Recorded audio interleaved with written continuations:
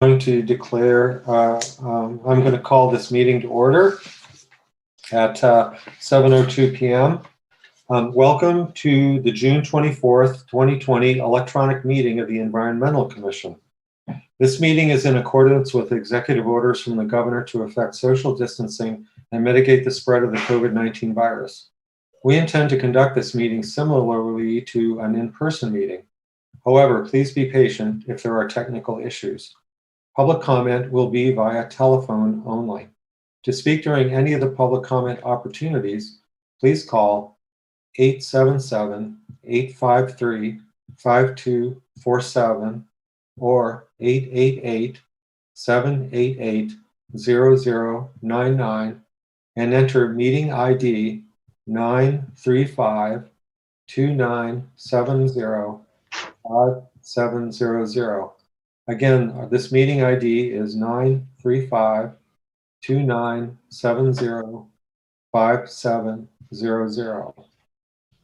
This information is also available on the published agenda in the public notices section of the city website and on the broadcast of this meeting on CTN Channel 16, AT&T Channel 99, and online at www.a2gov.org/watchctn. So Josh McDonald has stepped in for Galen Hardy as our staff representative. So Josh, would you please do the land heritage statement and then the roll call? Of course. I acknowledge that the land the city of Ann Arbor occupies is the ancestral, traditional, and contemporary lands of the Anishinaabe, including Adawa, Ojibwa, and Potawatomi, and Wyandot peoples. I further acknowledge that our city stands, like almost all property in the United States, on lands obtained generally in unconscionable ways from indigenous peoples. The taking of this land was formalized by the Treaty of Detroit in 1807. Knowing where we live, work, study, and recreate does not change the past, but a thorough understanding of the ongoing consequences of this past can empower us in our work to create a future that supports human flourishing and justice for all individuals. And with that, I'll go ahead and call the roll. Commissioner Graham? Here. Commissioner Needham? Here. Councilmember Excuse me, we're supposed to also be indicating where we were located. Yeah. That's the official request. So Thank you for the reminder, John. Commissioner Needham is here from Ann Arbor. Ann Arbor, Michigan. All right. Councilmember Dish? Here from Evanston, Illinois. Commissioner Gibrandel? Councilmember Griswold? Here from Ann Arbor. Commissioner Calwart? Here, Ann Arbor. Chair Brown? Here in Ann Arbor. Commissioner Overpeck? Commissioner Mirsky? here from Ann Arbor. Commissioner Mitchell? Here from Ann Arbor. Commissioner Buendia? Commissioner Ferris? So both of them are youth commissioners, Josh, that have cycled out Okay. of the commission. And so we have new commissioners here. We have Chris Vandenbroek. We have Lunia Oriole and Youngwen Zhang. Should I call them or? Sure. Yeah, if you want me to. Commissioner Oriole? Here from Ann Arbor. Commissioner Zhang? Here from Ann Arbor. And Commissioner Vanderbroek? Here from Ann Arbor. Great. Okay. I believe we have a quorum. Yes, I believe you do. Okay. Right. Thank you, Josh. So the next item on our agenda is approval of the agenda. I wish to propose two changes. One is that we eliminate the approval of the May minutes. I'd like to postpone that till July 22nd. And the other thing is that I want to add Dave Bourneman's NAP presentation during the special presentation session. Dave is on the line here. He's going to give a presentation about the city's NAP, Natural Area Preservation Program. So do I have a motion to accept those changes, or do I have any other suggested changes to the agenda? Not here. So moved. Second. All who approve, say aye or raise your hands. Aye. Aye. Aye. All who are, any opposed? Any abstentions? Okay, the motion carries unanimously. So the next item on the agenda is public commentary. This is an opportunity for persons to speak for up to 3 minutes.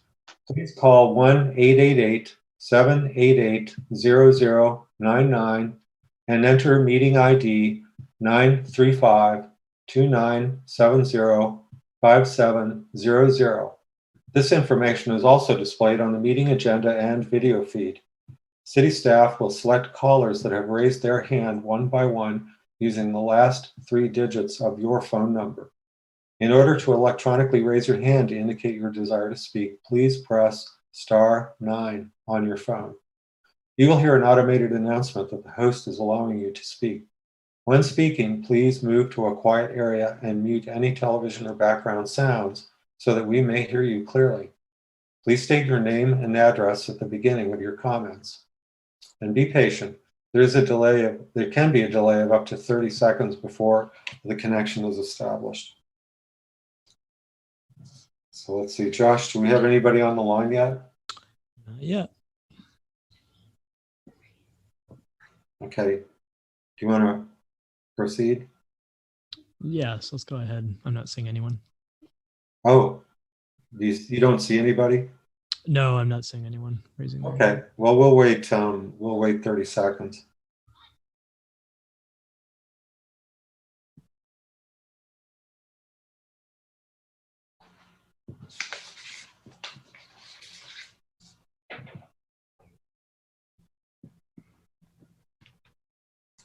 All right. We do have someone who just raised their hand. Caller 917.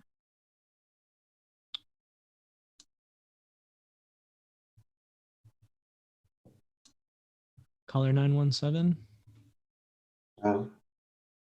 Hello, can you hear me? Yes, we can hear you. Great. My name is Jared Hocking. I'm a recent graduate of the University of Michigan's master's program in the environment, and I live at 536 South Forest Avenue, which is basically on campus. And I'm wondering, I know that in 2017 there was an no idling ordinance passed specifically for commercial vehicles and also for passenger vehicles. And I still see many, especially commercial vehicles, that are emitting quite a bit of carbon dioxide and other harmful pollutants into the air and idling for quite a long time close to the University of Michigan campus where I live. And furthermore, I haven't seen any signs posted no idling zones around campus. So my question is twofold. First, can you share some updates on whether the police department is enforcing the no idling ordinance, and any specific numbers you can share there, and any possibility of working with the police department to make sure that they do enforce that ordinance? And secondly, if there's any plans to put up the no idling zones around the University of Michigan. Thank you for any response. Yeah, thank you for your comment. I can say that I do not know how this is being enforced. I have personally made comments to several drivers, commercial drivers, and even members of the city's police department. But I see some hands raised. So John's was first, and then Lisa Dish. John, you have the floor. So I'm not aware that the law is particularly strenuously enforced.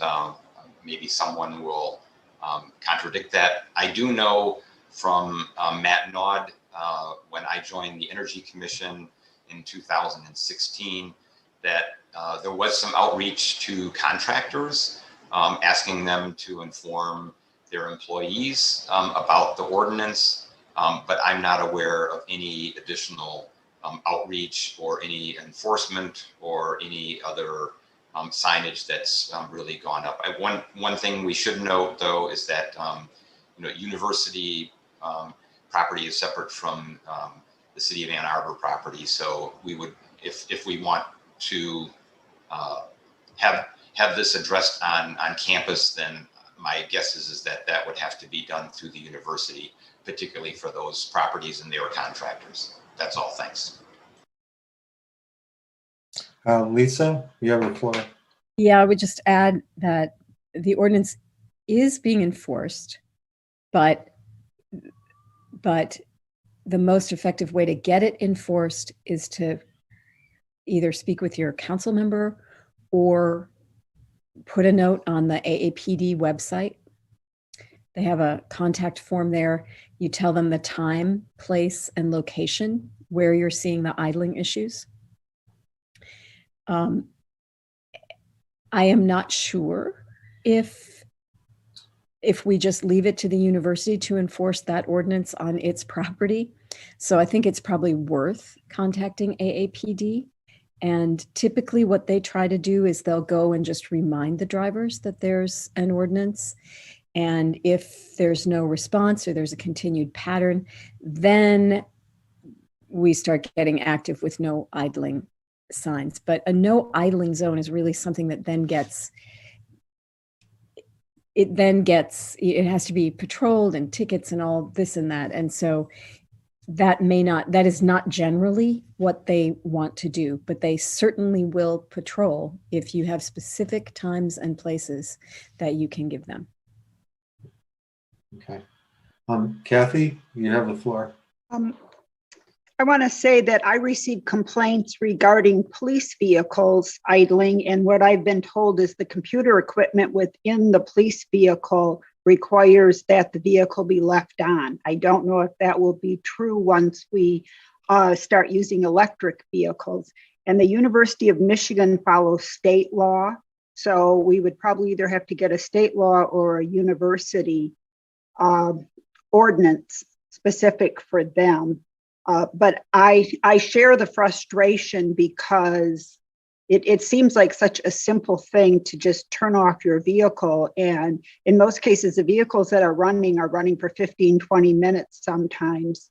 So I hope that we can better enforce this in the future. And next time I talk to the police chief, I'll mention it again. I know he's really overwhelmed with all the other police citizen issues right now in community policing and non uniformed officer responses that are happening. So this seems like a minor issue within all the things he has to do, but from an environmental standpoint, I think it's very important. Mm-hmm. Thanks, Kathy. Chris, you have the floor. Oh, something's wrong with that picture. If you wire your computer in your vehicle to the battery and not through the starting mechanism, it doesn't go off when you turn off the ignition. I don't, and these guys are driving 8 hours a day. There's no chance there's going to be a low battery problem. So I've seen those cars idle outside the police station for 2 hours. It's not necessary. I share your frustration, and I've said the same thing. Yeah, sorry. Yeah, thanks, Chris. Yeah, myself as well. And, usually these vehicles are unoccupied to boot. Yes. So there's something discordant here. All right. Well, let's see. Does anybody else wish to speak on this topic? Rita, you have your hand up. You're muted. Sorry. My question is, the ordinance was initiated prior to my joining this commission, and I just wonder which commission initiated that particular ordinance. Are we the right ones? Idling or ordinance? do we direct? Yeah. Oh, Did that come through the Environmental Commission? goes back 10 or 12 or more years, and it was the Environmental Commission. Okay, thank you. Yeah, and I think it's, I think every citizen would have a right to just mention it when they encounter it. So well, whenever I see this happening, I just politely mention to the driver that there's a no, idling ordinance here in the city. So if they, if they could turn it off, that would be appreciated. And I think that's a right that every citizen could take as long as they're polite. Nice thing about police vehicles, of course, is they're not diesel motors. All of those vehicles are gas, at least till they get their Mustangs, and so the pollution and air quality issues are way less than diesel truck motors idling in a loading zone. Okay. Well, I think we can follow up on a few of these things individually. Well, thanks everybody. If there are no more comments on this, thank you for your comment, Mr. Hawking, and let's move on. We've stricken the approval of the minutes or postponed it until the July 22nd meeting. So the next item on the agenda is special presentations. So I think we have, why don't we have Mr. Bourneman discuss the NAP first, okay? And then we will have the presentation by Mr. Dick on the deer call. Great. Let me get my screen up here. I should introduce Dave first. Back in the day,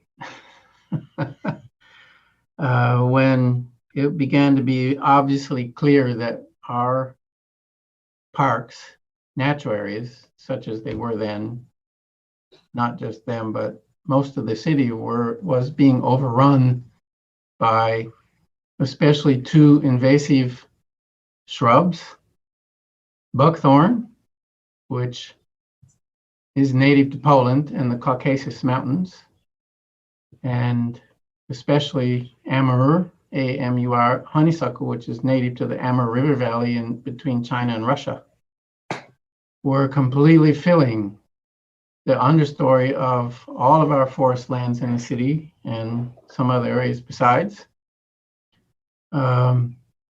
There came a movement led by the Sierra Club and Kim Waldo to ask the taxpayers to support natural areas management in the city on the city's parks. And it was very overwhelmingly passed when presented to the voters and has been renewed as part of the Parks and Recreation Millage ever since the early 1990s, I think.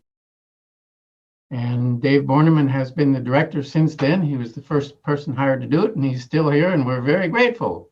Thank you, David. Thank you, Chris. Good to be here. And am I sharing my screen, or are we looking at the Sustainability Office's screen? I think so. I'm sharing my screen. Is this the same presentation that you were looking for, Dave? It is. So then, are you going to advance the slides? Yeah. So just let me know when you need me to move forward. All right. Well, that's me. Next. Okay. And I work for the parks. Go ahead. You're probably all familiar with our 160 or so parks. Next. We have a quick little background here, 164 parks, 85 of which have some kind of natural areas in them. Over 2,100 acres, and more than 2/3 of those have some kind of natural area as well. Next. I have been around since NAP started in '93. I have 3 other permanent staff that I oversee, and a dozen or so temporary staff at any one time, and hundreds, if not thousands, of volunteers helping us throughout the year. Our offices are located on East Huron River Drive. That's in the background there. It's on the banks of South Pond, just east of Huron Hills Golf Course. I'm not there now, and most of us aren't there these days. I'm working remotely, and right now I'm joining you all from our place up north in Alcona County. So hopefully the connectivity won't be an issue for us. Next. Our mission at NAP is to protect and restore Ann Arbor's natural areas and to foster an environmental ethic among its citizens. Next. And what we do in a nutshell is first try to identify where are the nice areas in the parks. We do that through a variety of plant and animal inventories. We're also involved not just looking at parkland, but whenever new developments come in, we're checking those for environmentally significant areas and trying to minimize impacts to any of those. We're writing management plans for the sites. And the big bread and butter of what we do is ecological restoration, and then a lot of education and outreach to all of our volunteers and to the public. Next. In terms of restoration, what does that mean? What are we trying to restore to? You might be familiar with the Michigan Natural Features Inventory and their pre-European settlement maps that they've done statewide. If you were to look at Washtenaw County there, you'll see quite a bit of oak hickory and savanna grassland pre-European settlement time.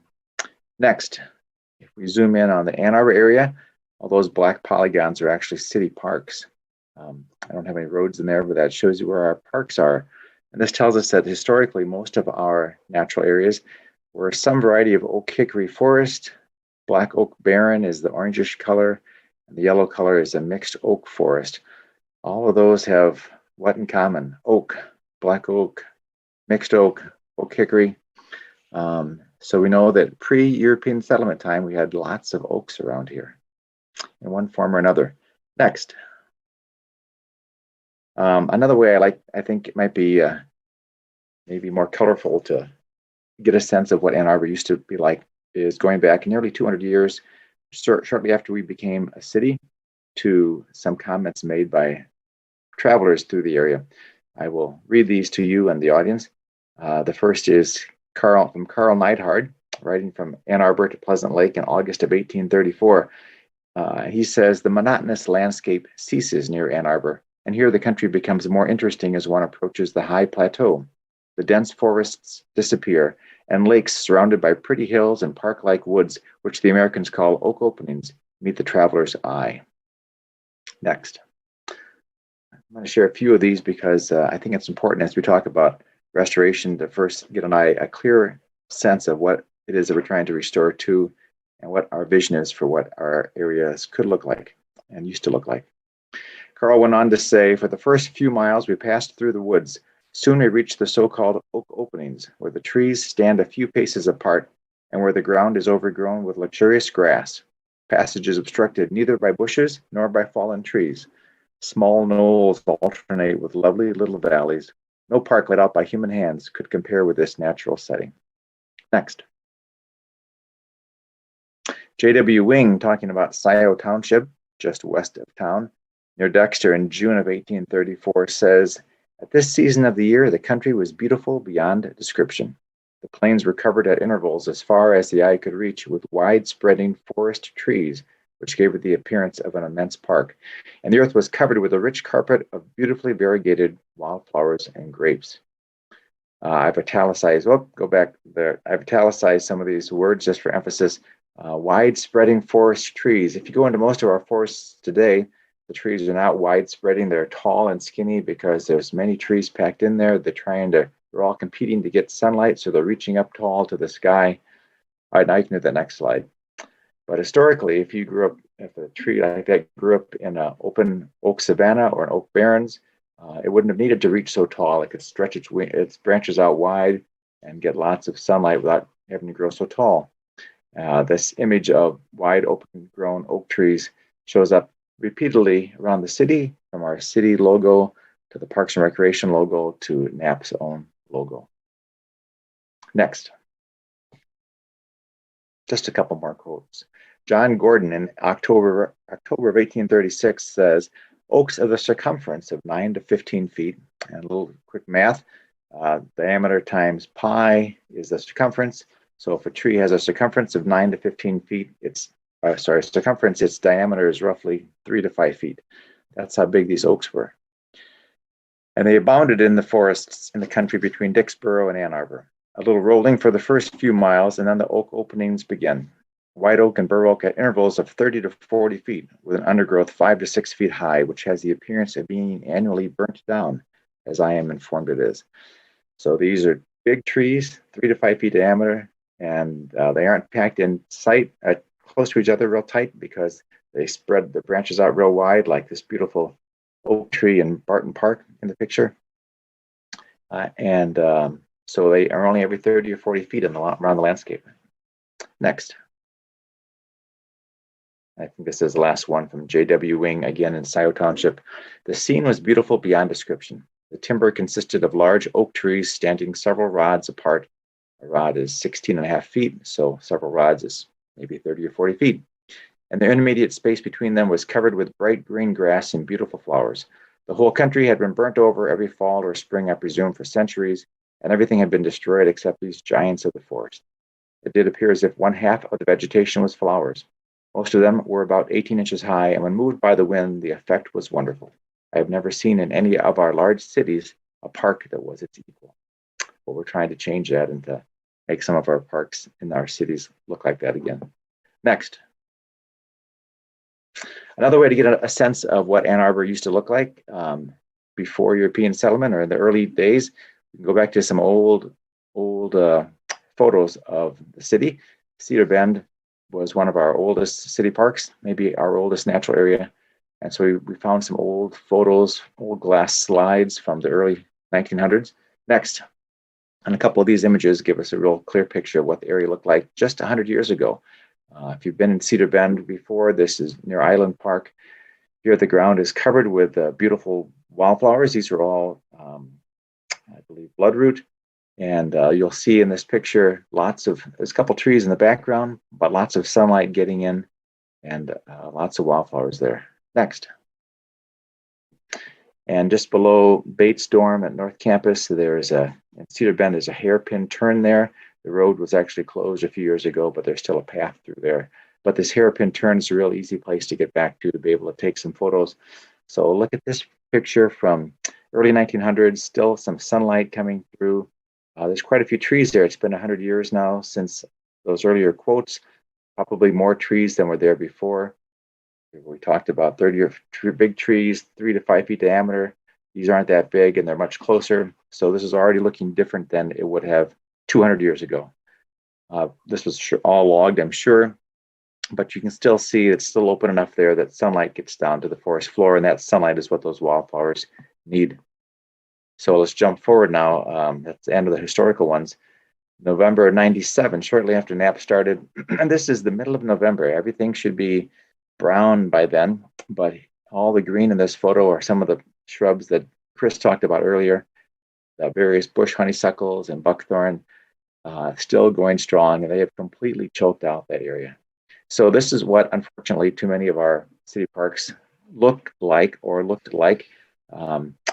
And some of those earlier quotes that I had, I italicized some of the lines: passage obstructed neither by bushes nor fallen trees. These are impenetrable areas.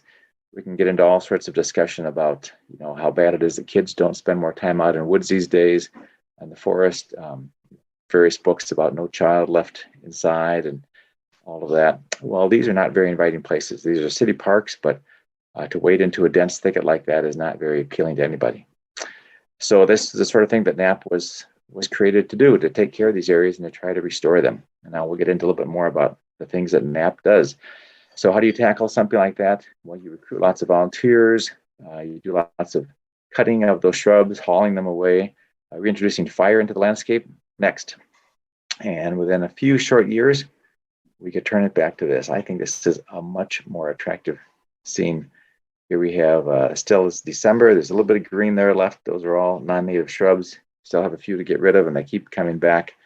But this is much closer to what it was historically. Much more open, much more inviting. This is a woods that people would like to walk through or snowshoe through in the winter, go bird watching, that sort of thing. Next. And when we did that work, starting in 97, we did our first controlled burns in 97. And this plant popped back up. We'd done a pretty complete plant inventories of all of our parks. And this plant was not known from the parks before then. This is the state threatened species. Next photo. And this, the last record of this in the county was from 60 years prior, from an herbarium record. And the location there very much fits that in Cedar Bend. So we think we brought back populations of this and many other rare plants with our restoration activities. Next. Bird Hills is another area that if you ask most Ann Arborites, where is a good natural area in Ann Arbor, Bird Hills certainly has some nice high quality areas. Here's some more before and after photos. Nearly 100 years have passed between these photos, and fortunately this area is not overgrown with shrubs. So this part of Bird Hills along Cascade Glen, along the east side, here along Huron River Drive, has always has been a forest in the last century or so, and still remains that way. Next photo. But trees can be deceiving. Another place in Bird Hills, a little further north, near the north entrance off of Bird Road, you might pass this big rock called Cherry Rock, and you're in the middle of the forest there, lots of trees. Is this one of those native forest fragments like the other areas? Well, again, historical photos can reveal something for us. Next photo. And there's Cherry Rock. That hasn't moved at all, but I'm not sure if there's a year on here. Again, probably early 1900s. That part of Bird Hills was a cattle pasture. There's actually photos of cows grazing out there. Much has changed in that area. So when NAP is looking for areas to restore, when we're talking about native forest fragments, although I'm sure this was forested at one time and it's again forested, the quality of that forest is much different than what was there historically. In this particular area, there are a lot of pine plantations and some other non-native trees. So even though it's green there and it's a great place to walk your dog and go bird watching and commune with nature, this part of Bird Hills doesn't offer the kind of opportunities for ecological restoration as some of the other areas. So we would call this not a native forest fragment. Next. I'm going to skip part of this. So the way that we talk about prioritizing our areas, we use a system called Floristic Quality Assessment, and you can skip the next couple slides. I am happy to talk about it if there's other questions, but it's a rating system that basically gives us a number. You stay there though. Go back. Yep, it's a score that helps us identify how natural an area is based on the plants that live there. We use that information, and to get that, we've done lots of plant inventories in all of our parks. And again, I can talk more about that if there are questions. But we basically use that floristic quality assessment to prioritize our different natural areas. How natural is this park?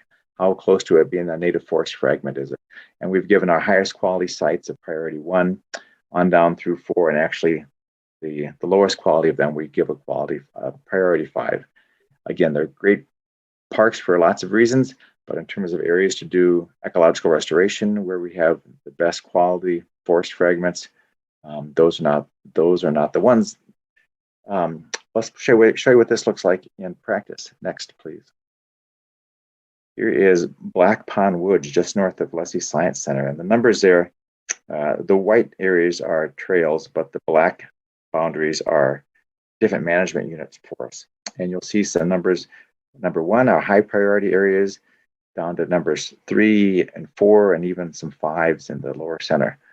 How do we make those determinations? Next photo. Current day aerial photo. This is the same area and a little bit of Leslie Science Center. It doesn't look like there should be that much variation. Next picture. Let's go back to an earlier 1940s photo. And this gives you the answer.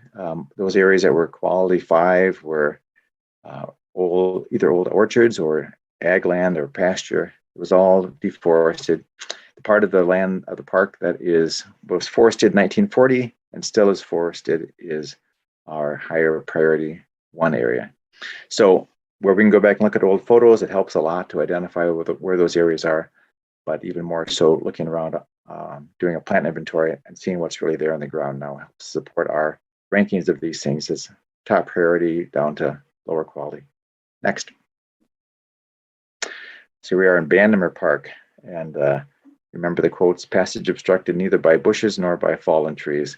You know, as much as we are trying to control buckthorn and honeysuckle and things. There's areas like this in Bourneman where it just doesn't make sense for us to tackle that now.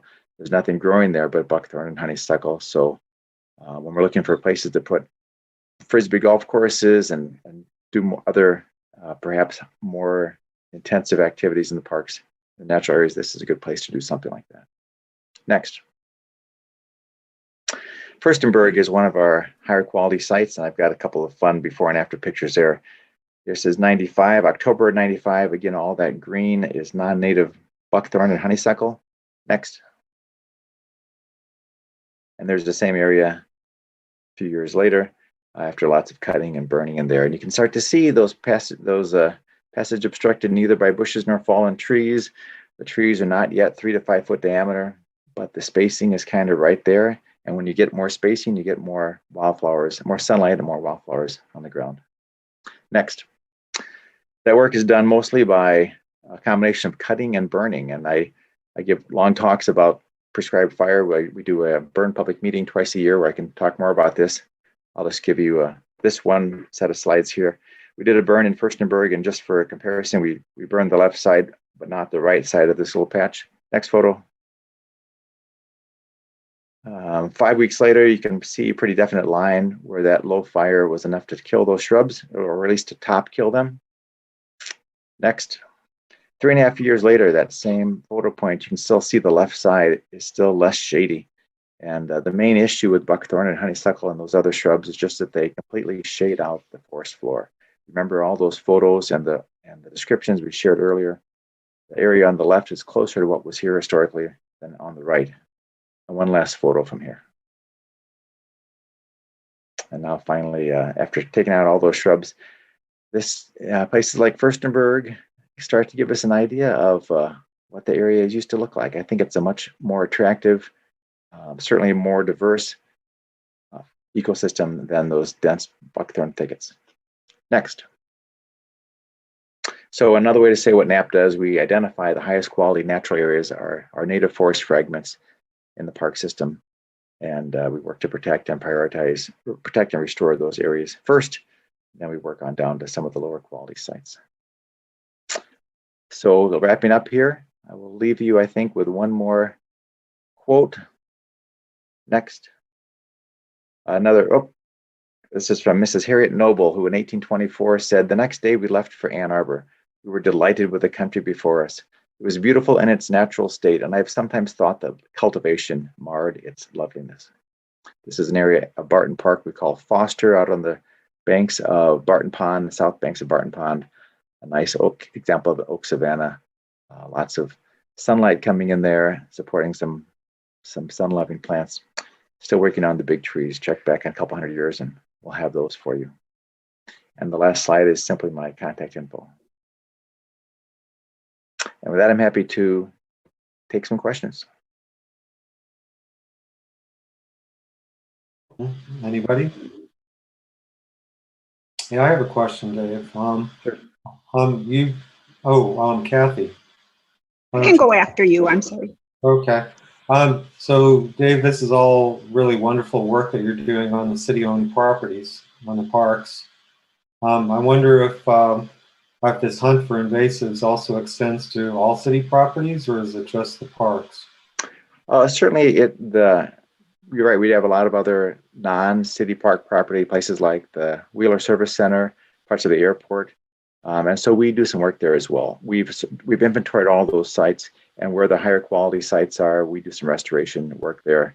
We've had some great success with the Wheeler Service Center staff, for example, just by altering the mowing, the timing of the mowing that they do out there on the hayfields. We've been able to create habitat and protect habitat for a lot of grassland birds out there.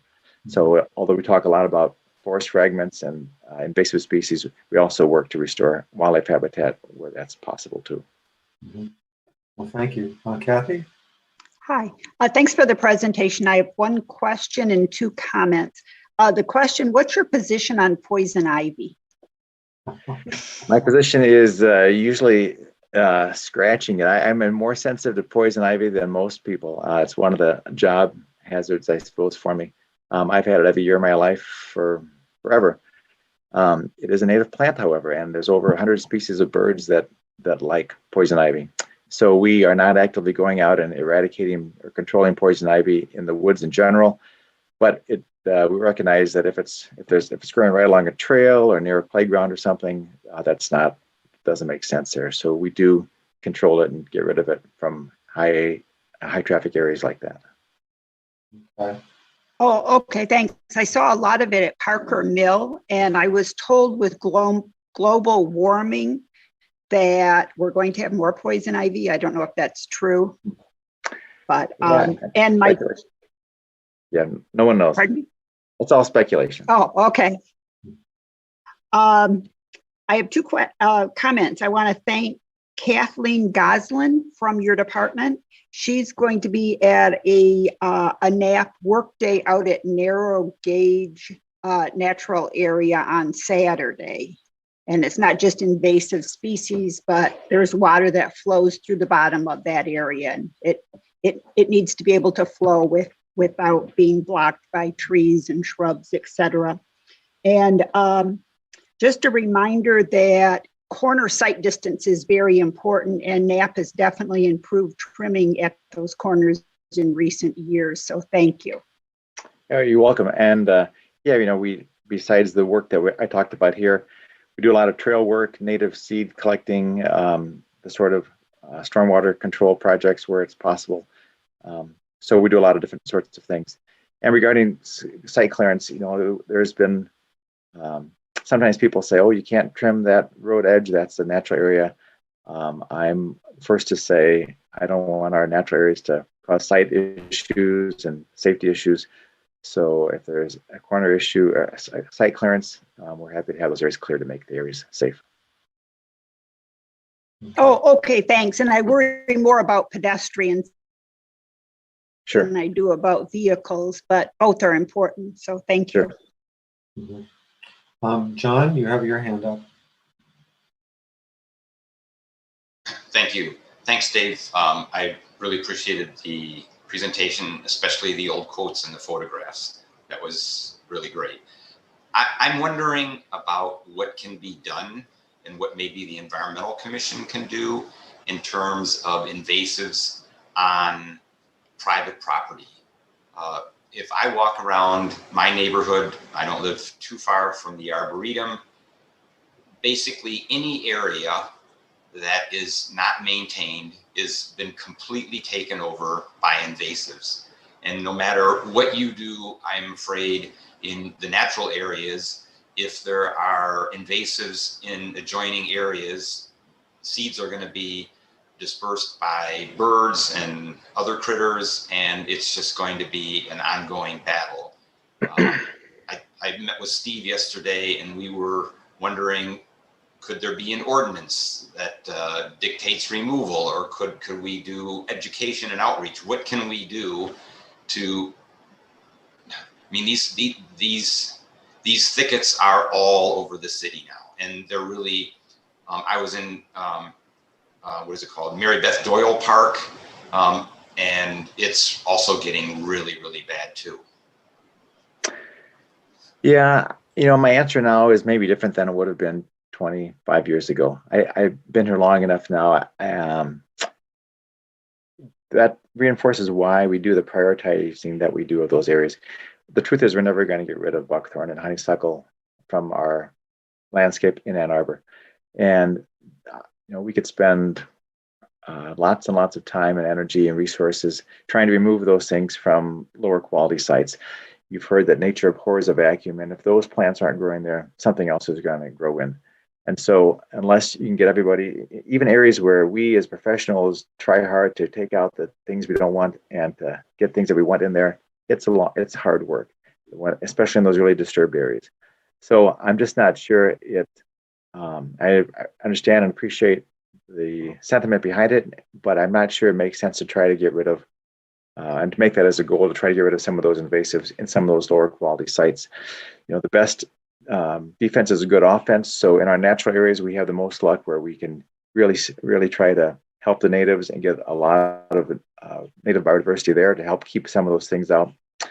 But we rarely, it's hard to get rid of eradicate a species like that. One other quick story: we recently were discovered that there was the first populations of Japanese stiltgrass known to Michigan showed up on the west side of town, and it was at some city. An area where we have a city conservation easement backing up to a county park, backing up to a legacy land conservancy property. And we thought, well, this is a perfect opportunity. We've caught this right away. In the first couple of years, we can maybe eradicate this. And then we started looking around and doing a more complete inventory, and those weren't the only spots. There's some over there and over here and over there and over there. And pretty quickly realized, even with that new population, we're not going to eradicate it. So all we can do is to pick the best quality spots, draw a line in the leaf litter, and say you're not going to get in here, and try to protect those areas. And in terms of what can be done, I still think it's great for people to promote native landscaping, and that's why years ago we at NAP came up with a whole series of native landscaping brochures, giving people some suggestions of what else they could plant besides some of those invasives that you might get. We're happy to make those available. They're available on the website. We sell paper copies, but you can help us promote those if you want to give people something positive that they could do. Real quickly, do you think it's possible to work with OSI's 10,000 tree initiative so that when anybody gets a tree through that they also get a brochure? Sure. Maybe you can touch base with Missy Stoltz and her group. Sure. Thank you. Good idea. Good idea. A great idea, John. Okay, Rita, you have your hand up, and then Chris, and then Kathy again. Thanks, Dave. That was a great presentation. And I've also enjoyed working with NAP for quite a few years and appreciate what I've learned. I just have a question that's come to mind recently because there are so many pretty intense invasives, some, that we're not talking about just right now. And I wonder if you or others that you know have tried any competitive plantings of a native species that's known to be pretty hardy and intense in its own growth to work against something that we consider invasive, as opposed to the kind of efforts that you've used so far. Yeah. Well, thanks, Rita, and thanks for all your work over the years. You've been a pretty active volunteer with NAP. Sure, we do that all the time. That was an early lesson for me when I started with the city. It's easy to get focused on killing the bad plants and getting rid of those things, taking them out. But nature abhors a vacuum, and if that's not growing there, something else will be growing there. So lots of our activities, if we don't think that there's a native seed bank that's going to come back, we are often seeding in natives there. And especially in some of our more open areas, doing a lot of native prairie grasses and things that will that are pretty aggressive, and that also that we can use fire as a control effort with a controlled method, because those areas burn hot, the native grasses burn hot, and that fire is a good way to give that competitive advantage to the natives and help to discourage some of the exotics. So yeah, I think that to just remove the exotics and add nothing else in if there's no natives there is not going to be very successful. And we haven't, that's what we've done in a lot of the natural areas. In some of the areas you're dealing with in Worcester Park and things, we could look at something like Canada goldenrod, which is a native. However, in parts of Europe, it's considered pretty invasive because it's really aggressive, and it can be one of the aggressive natives here as well. That might be something to consider planting in some other areas that would be, even if it's not as diverse as some areas you might like, it's certainly better than some of the alternatives out there. Thank you. Sure. Well, I'm Chris, and then Kathy. You're muted. There you go.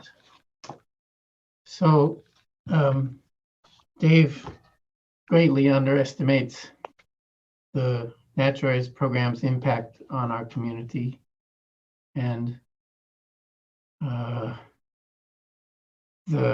what I have frequently called sea change in the great majority of people's understanding about invasive species.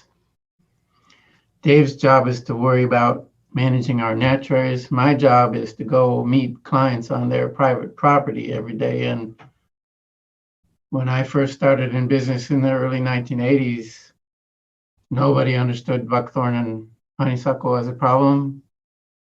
The great majority understand it today. And many of my clients say, get them out of here. And that impact across the city has been extraordinary to me. I am hoping that our effort to encourage people to not only do that, but restore the native landscape in their own private property will grab equally a hold, and we'll have great success, especially where we have native forest fragments on private land. These are the brochures, your landscape and our natural areas. Is it showing? Not very well. Yeah. Native grasses, sedges, and ferns. These things are what, 25 years old, David? They've had a great impact and have been distributed widely. Native shrubs. There weren't so many here. Native trees. Oops, sorry. Mr. Monet is getting in the way here. And the last one, native wildflowers.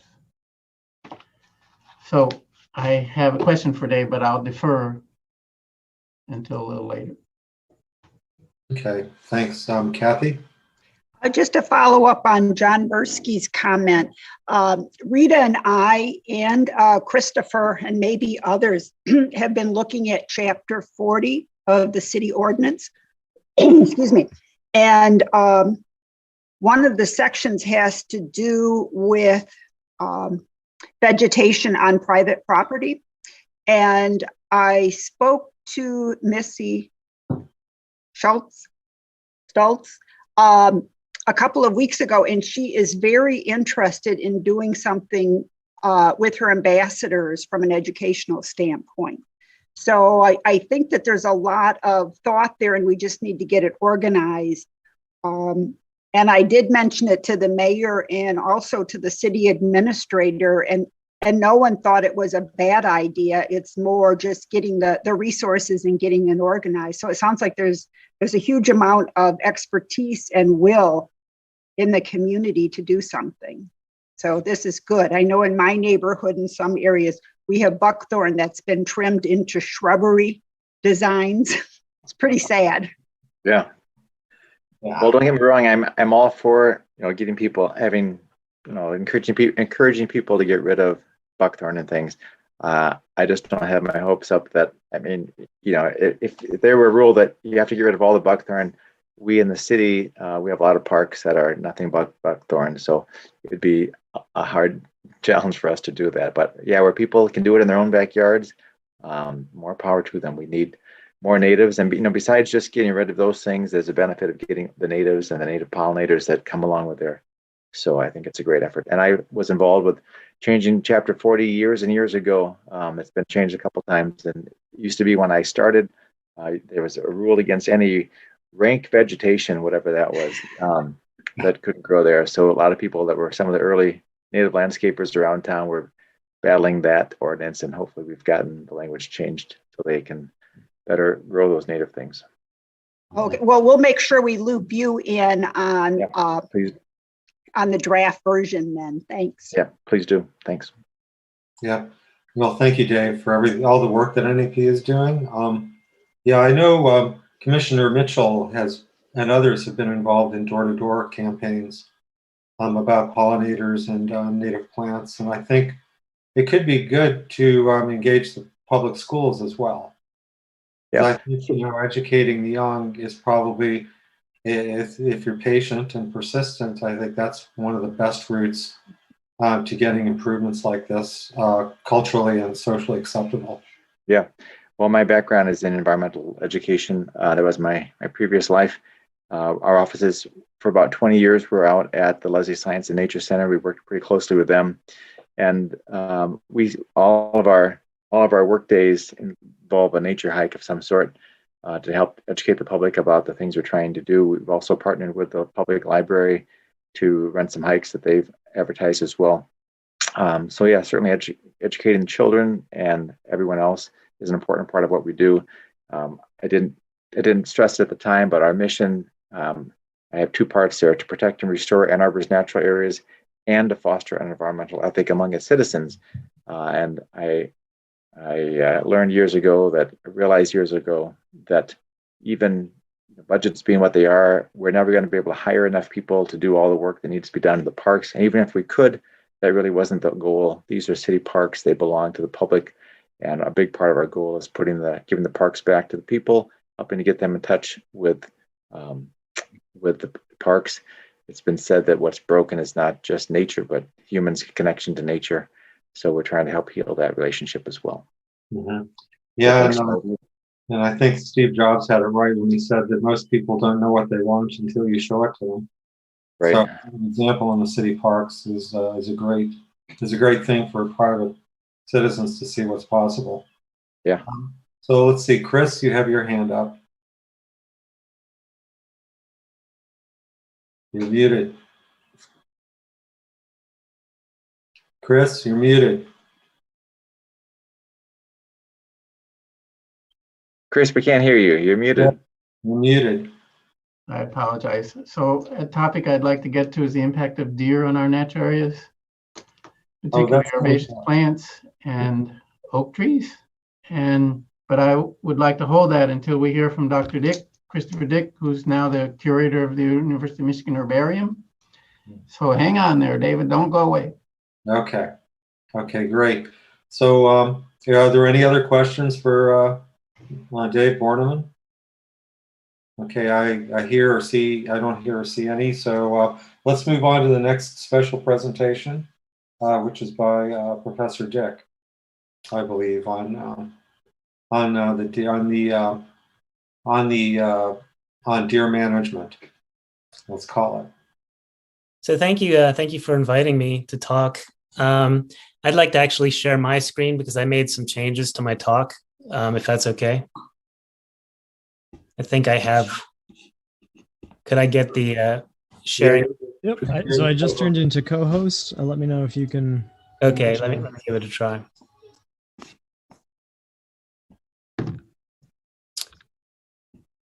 Okay, how are we doing there? Looks good. So I'm not a deer biologist, but I am an ecologist, and I teach ecology and botany at Michigan, and I also was the director of the E.S. George Reserve, and that's where I basically learned a little bit more about deer management than I would have otherwise. But I think it's a really important topic, and it was worth my while, even though it's not my specialty area, to learn about it.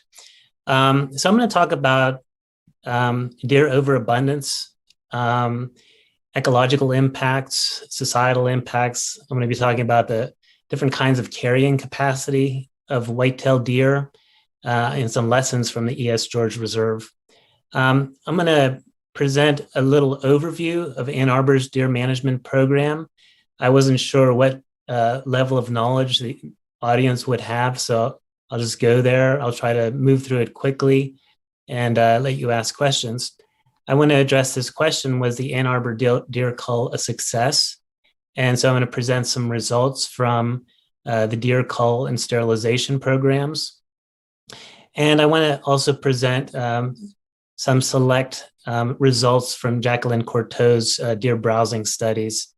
And then conclude with just some lessons from other communities, because Ann Arbor is not alone in dealing with deer overabundance. Deer overabundance is an issue throughout the eastern United States, and many communities are grappling with these very same issues. So there's something we can learn from them. So a broad history of white-tailed deer in the early 1900s, deer were basically extirpated in southeast Michigan due to overhunting and using deer for market selling. There was no regulated hunting. In the 1920s, deer are reintroduced selectively into areas in southeast Michigan, or they migrate from Upper Peninsula, other places. During this time, hunting laws are enacted, but they are not adequate. In the 1940s, in many areas in Michigan, there was deer abundance to such an extent that deer reached their biological carrying capacity and starved in some areas and had population crashes. The 1990s saw historically high deer densities in the state, and in the 2000s, we see overabundance, particularly in urban areas, suburban and urban areas. And numbers of white-tailed deer now are believed to be higher than what was encountered at the time of initial European settlement in Michigan and throughout the US. So in general, why are deer more abundant now than they were, say, in 1491? One, improved forage from agriculture. Second, and this is a big one, is the loss of major predators, including especially cougars and wolves from this area.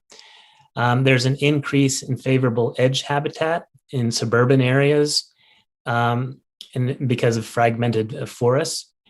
We have warmer winters. Warmer winters are a contributing factor to deer abundance. Fewer hunters in general in Michigan, and in urban suburban areas, there's anti-hunting sentiment that develops over time, and reduced access to hunting locations. So there's no, hunting does not play a role in regulating deer populations in urban settings. So I said I would say something about the George Reserve. The U.S. George Reserve consists of about 1,300 acres, and it is located in Livingston County, about 25 miles from Ann Arbor. And this was an estate of E.S. George, and it was land that was given to the university. It consisted of about 12 farms that were bought and cobbled together and fenced in. And it was intended as a hunting reserve at one point. And so in 1928, E.S. George introduced 4 does and 2 bucks of white-tailed deer into the reserve, into the fenced reserve. And 6 years later, there were 160 deer. And people were just amazed by these numbers and by the reproductive potential of the white-tailed deer. And this became a case study that was studied very broadly. The understory vegetation was really largely destroyed. And at that time, sort of by early 1940, there were other kinds of biologists that were interested in studying ecological processes and vegetation. And then they saw that that was not compatible with having this deer herd that was so dense. And so the university implemented culls starting in the 1940s. And that was just through hunting, basically. And that led to a return to diverse understory vegetation that botanists could study and appreciate. Like I said, it was a case study for Aldo Leopold, and Aldo Leopold wrote a lot about it. Aldo Leopold was one of the founders of wildlife and natural resource management. And he mapped out how he envisioned the carrying capacity to be. You know, when there are no predators in an area, this shows the different years from when the herd was when the does and buck were introduced to the E.S. George Reserve up to 1933 when it reached 160 deer. You can see this growth trajectory of the population before the cull was implemented and the herd was brought down. And so Aldo Leopold envisioned the population continuing to grow as long as there were resources for the deer to get, until it hit this point where there were not enough resources for the herd, and it would have crashed. And when it crashed, it would have left behind it a very degraded landscape. So when the herd was able to recover, it would recover at lower numbers, lower maximum numbers, because the landscape was permanently altered. And that's this idea of the biological carrying capacity. E.S. George today, this was earlier this month, I was at the reserve, and I took this picture. Dave Bourneman would probably appreciate this. There's a understory that's dense with white oak seedlings, hickory seedlings, a variety of saplings of different stages. It's a healthy understory, and we have deer there, and we don't cull every year. Sometimes we go several years without doing the deer cull. It's somewhat informal in how we assess the abundance, but when the deer abundance does seem to be high, then we have sharpshooters that take the deer out. This brings up some different notions about carrying capacity. I introduced the biological carrying capacity, which is the maximum number of deer that an environment can sustain before the numbers dwindle due to starvation. And that's from a very deer-centric point of view of managing maximum numbers of deer. But then there's this concept of the social carrying capacity. And this is when you talk about urban ecology. And that's the number of deer that is acceptable to a community, considering vehicle collisions, potential for disease like Lyme disease, property damage, and impacts to natural areas. And then finally, we have this third idea that I've just kind of modified from some other people who have written about it, the biodiversity carrying capacity. And that would be the maximum number of deer that an ecosystem can sustain before they seriously degrade natural areas. And that might be more of the ecological perspective. So some ecological consequences of urban deer overabundance. Here you can see this browse line in Minnesota when there are way too many deer and they've eaten all of the vegetation up to the maximum area that they can stand up and reach. And so there's basically no leaves from this point down. That's a browse line that's way over herbivored. So the deer in urban areas, they can inhibit forest regeneration. They can increase invasive plant species, especially ones that are not palatable to them, like garlic mustard and Japanese barberry. So there's a synergistic effect with them promoting invasive species over native species. They can cause an increase in soil erosion and sediment runoff because of taking out this understory layer.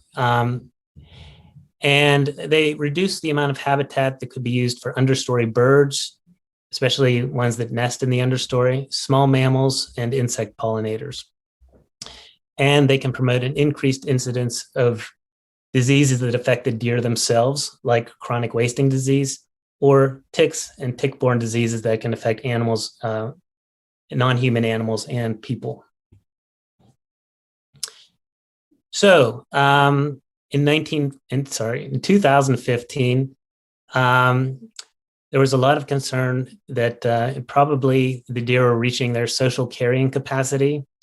There were concerns about the increase in deer vehicle collisions. I don't know if we can see this if I minimize. You can see there are about 40 to 50, and then all of a sudden in 2015 we have 90 deer vehicle collisions. That's quite a few. There was a great concern for Lyme disease potential and the potential of increasing the black-legged tick abundance that could lead to Lyme or bringing Lyme into this area, which Ann Arbor didn't have Lyme disease at that point. In concern about the impact on parks and natural areas and damage to landscapes and gardens.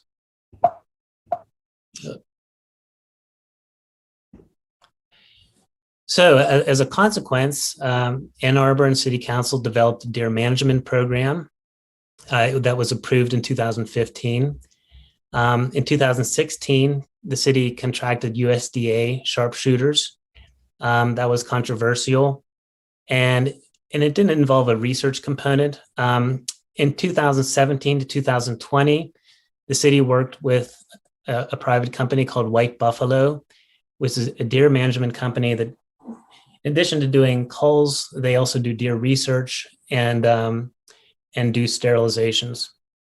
So White Buffalo advocated an integrated approach consisting of lethal methods for removing deer, which are the deer cull, and non-lethal approaches, which was female sterilization. And the sterilization was to be done in areas where the lethal methods were not possible due to density of people and houses.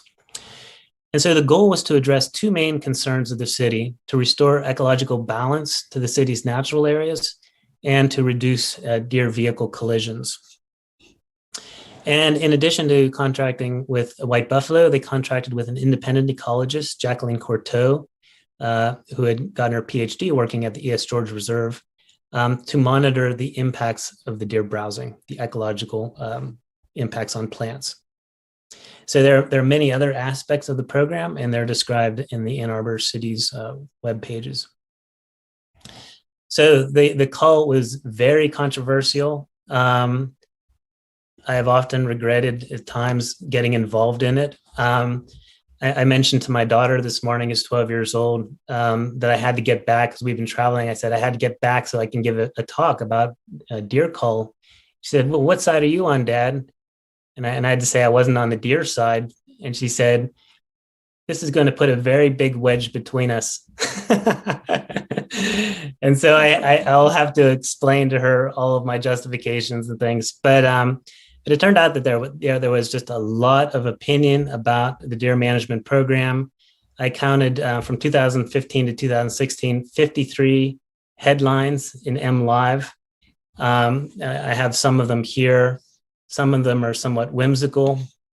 But there was serious, people expended a lot of political capital to get this call done. And I have to commend the council members that did that. You can see that some of these stories attracted huge numbers of comments. It's back when MLive had comments, like up to 1,000 comments, just people from all over commenting, giving an opinion. And so and one thing that I'll mention for is this, in other communities that have had this kind of polarization, political polarization around deer management, this is tend to abate over time. And I think maybe it's analogous to prescribed burning. At first, it just seems so counterintuitive for a city to kill deer. But at some point, when people are educated and understand that this is an important thing to do to preserve natural areas for safety reasons and other reasons, they begin to accept it, and it becomes something that's more in the background of what the city does on a regular basis. So I think that's hopeful, and I think that there has been less attention on the recent discussion about the call than there was in previous years, just in these past few months. So I think that we'll be moving in that direction. So a little survey of the white, a little overview of the white buffalo approach here. This shows how they surveyed with helicopters in 2020, a really intense survey, and using infrared cameras. This is the best way to survey deer and get good numbers. There's always going to be some error associated with trying to count them from the air any other way. The other way that they were trying to count them was with camera traps and using approaches where they can use that as a way to sample the deer population and identify unique males and, with antlers and try to figure out what the density is. So every year, white buffalo got an estimate of the overall deer number in the city limits of Ann Arbor. These are the sharpshooting locations. These are highly trained professionals that mostly sat up in trees around baiting sites, used rifles. When the deer came into a particular grouping, they would shoot them directly into the head, so they just fall immediately. There's no suffering. This is considered a humane way to euthanize deer by American Veterinary Society. The meat from the killed deer was harvested by local groups and distributed to people with food insecurity needs, which I thought was really a great thing to do with that meat. So it really is a kind of hunting. The sterilization program, I was very skeptical that this worked. This would work at all, but it turns out that it actually was very useful in these areas that could not be entered for sharpshooting. But there are some limitations on female sterilization. It costs quite a bit more than sharpshooting, 2 to 3 times as much, up to $1,000 per deer. But like I said, it can be the only option sometimes. Sterilized does can live longer than unsterilized does that are not getting pregnant. They can live at Cornell. They've had does that were sterilized live up to 17 years. So you're stuck with these deers for quite a long time. And when these deer were sterilized, they were tagged, and some had radio collars so that they could track their movement and see what how useful was it. Because if there's a lot of migration of deer into an area and out of an area, it's not really helpful to sterilize. But if there is just a lot of local, what is called phylopatry, or a very small home range, then it can be very useful to do sterilization. And when these deer are monitored with radio tracking or whatever in different communities, turns out that almost all of them, if they're going to die, their death will be by a vehicle. That's the way that these urban deer die. They don't have any other predators. So they will die from a vehicle 90% of the time. And these were the three study areas where they did the sterilizations, the south study area, east and north study areas. So to summarize the results, after 3 years, white buffalo estimated that a 53% population reduction from year 1 to year 4. So they initially counted 289 deer with some air uncertainty, and then year 4, 137 deer. And they weren't able to reduce the population in the area with surgical sterilizations, but they were able to stabilize those numbers so that they weren't growing. So really, it seemed pretty successful. And I just want to point out that when you look at these are the numbers they estimated for each year of the numbers of deer going down to 137. It's not just that they just took out this number of deer, but they also took the reproductive potential of those does that they had removed. And so the population could have continued to grow throughout those 4 years with nothing to stop it. So you're really talking about the difference between a much larger number of deer, perhaps 1,000, and the 137 that they ended up with in 220.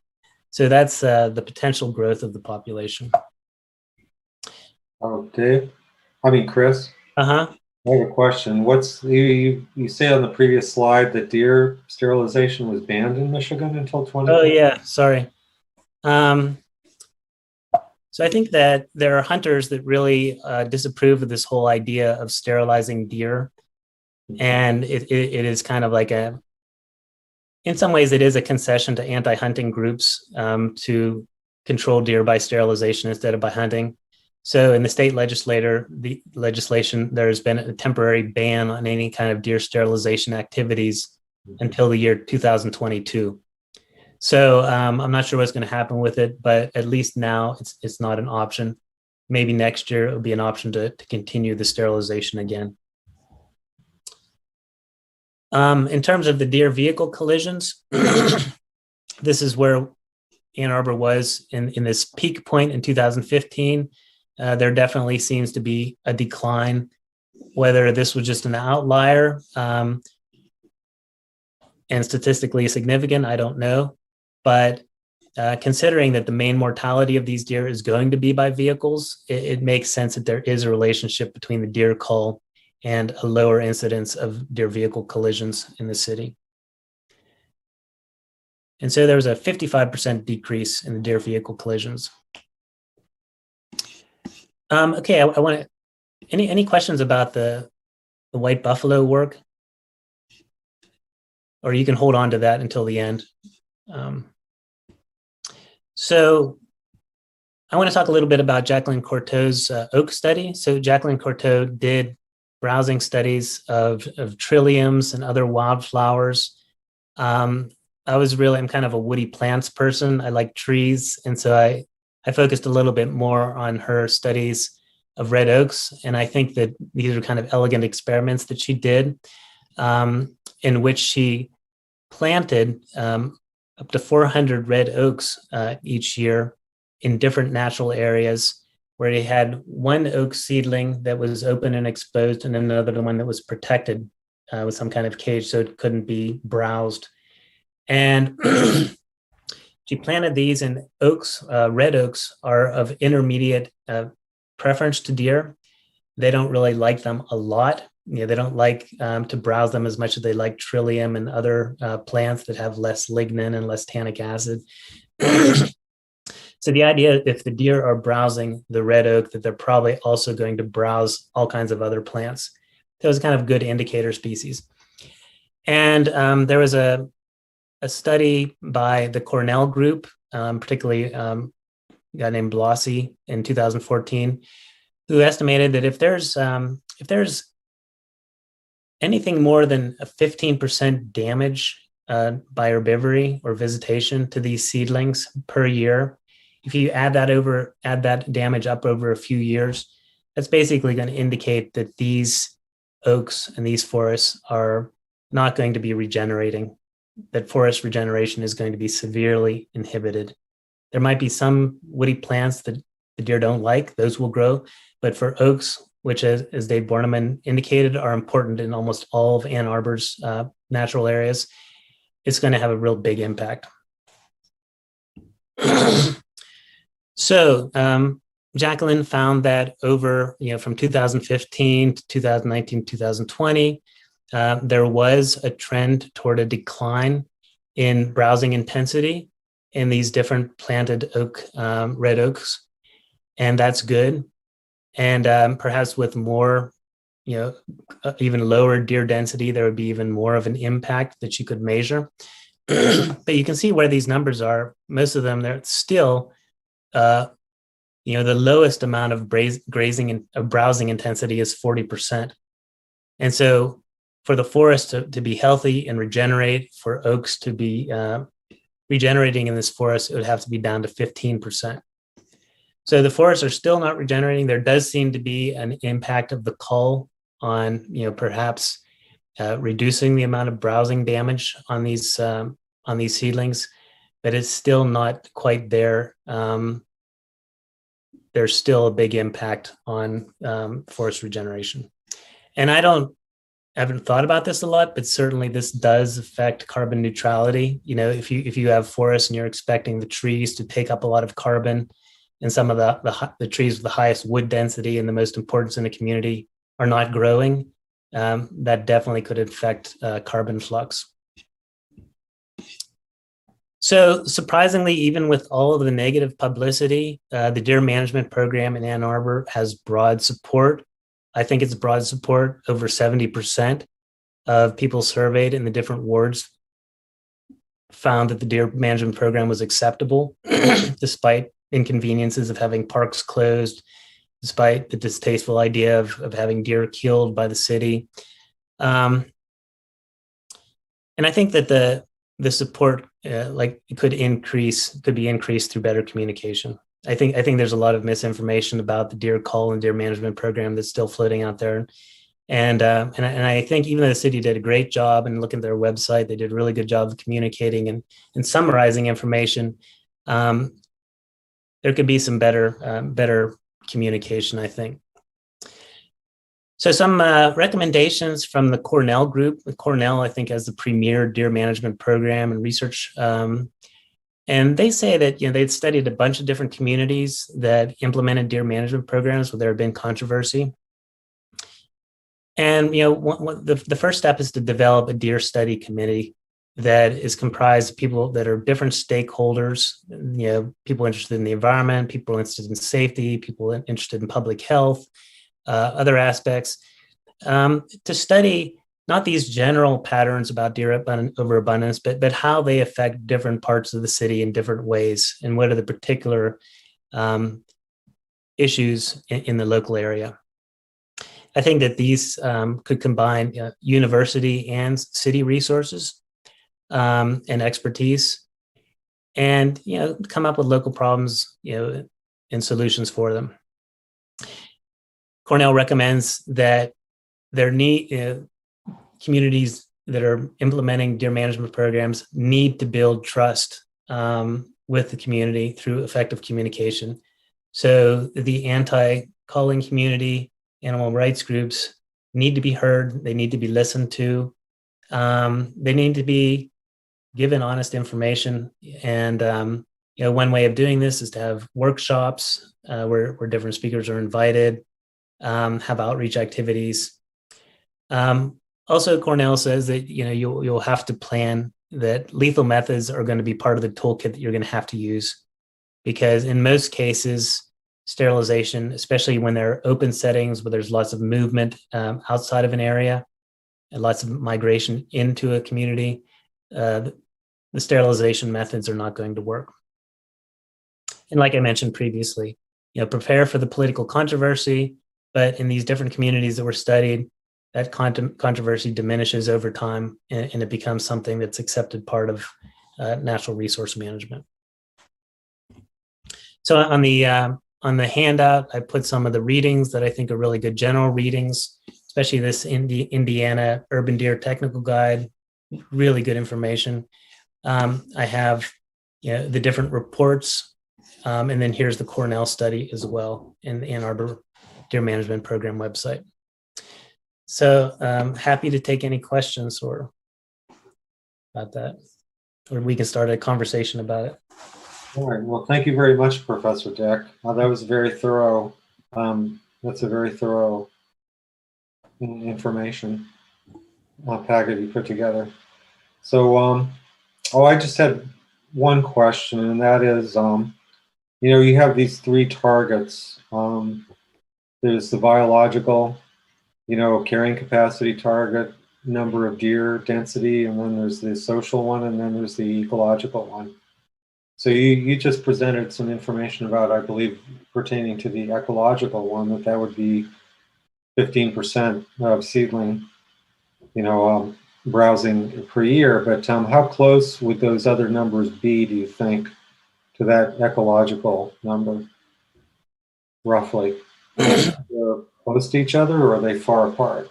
I think the biological carrying capacity is going to be way different. It's going to be a number that we're not ever going to see probably in Ann Arbor, hopefully. There is just so much food in people's yards and along parks and everywhere else in protective cover for deer that I think the population could grow very large and very quickly. So I think that number is going to be very high. I don't know what it could be. I could speculate it could be triple what there is now, quadruple. And that will, potentially triple or quadruple their vehicle collisions. So we're already going to, have more intense social frictions, and then in terms of the biodiversity carrying capacity or the ecological carrying capacity, in some areas I think we've already exceeded that, and so we'd have to go lower than what we have now, based on Jacqueline Courteau's studies, and in some areas that you won't find a lot of herbaceous plants that deer prefer, like trillium and other plant resources. Okay, yeah. So it does sound like that's the target number that I think most of us would prefer. Yeah. And I should mention just briefly that the Huron Valley Humane Society was was given the opportunity to present during this meeting of the Environmental Commission, but no one felt that they were prepared to give one. So they will be scheduled at our next meeting, I believe, in July 22nd. So they will be in a position then to offer a rebuttal or their own opinion about the deer call at that meeting. I'm sorry to take up time here. Lisa Dish has her hand up first, and then Bob Needham. I just wanted to thank you very much, Professor Dick, we've spoken, so I'm laughing. I wish that the city's website could do a better job of showing a link between the cull and forest regeneration. And its clearest graph is the graph about reducing vehicle deer collisions. But that is not persuasive to people who are who feel that we should have an ecocentric, not a human-centric perspective on this issue. And it's difficult to get through all of the various studies it's difficult for people who don't do that as a normal thing in their life. Her studies, I think, are clear and very informative, but most people aren't going to do that kind of research. They're looking for a graphic or two. Mm-hmm. And so I don't know if it'd be helpful for NAP to help to feed in here to provide some evidence or pull pieces from the Courteau reports that help people make the connection between culling and forest regeneration.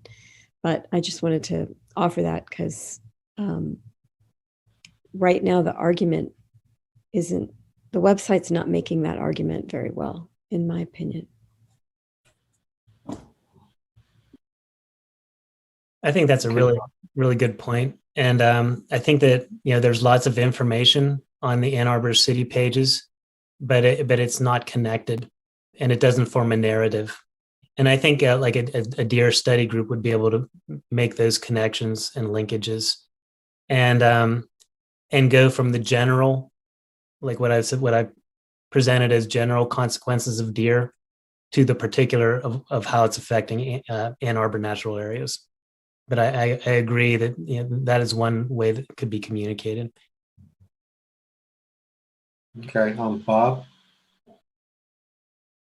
And Yeah, I then, just wanted to also thank Professor Dick for making the time to do this for us. Very informative. And just FYI for everyone, I just heard back from the Humane Society today, and they are unavailable at both our July and August meetings, but they were wondering if they could present at September. So that's where that is.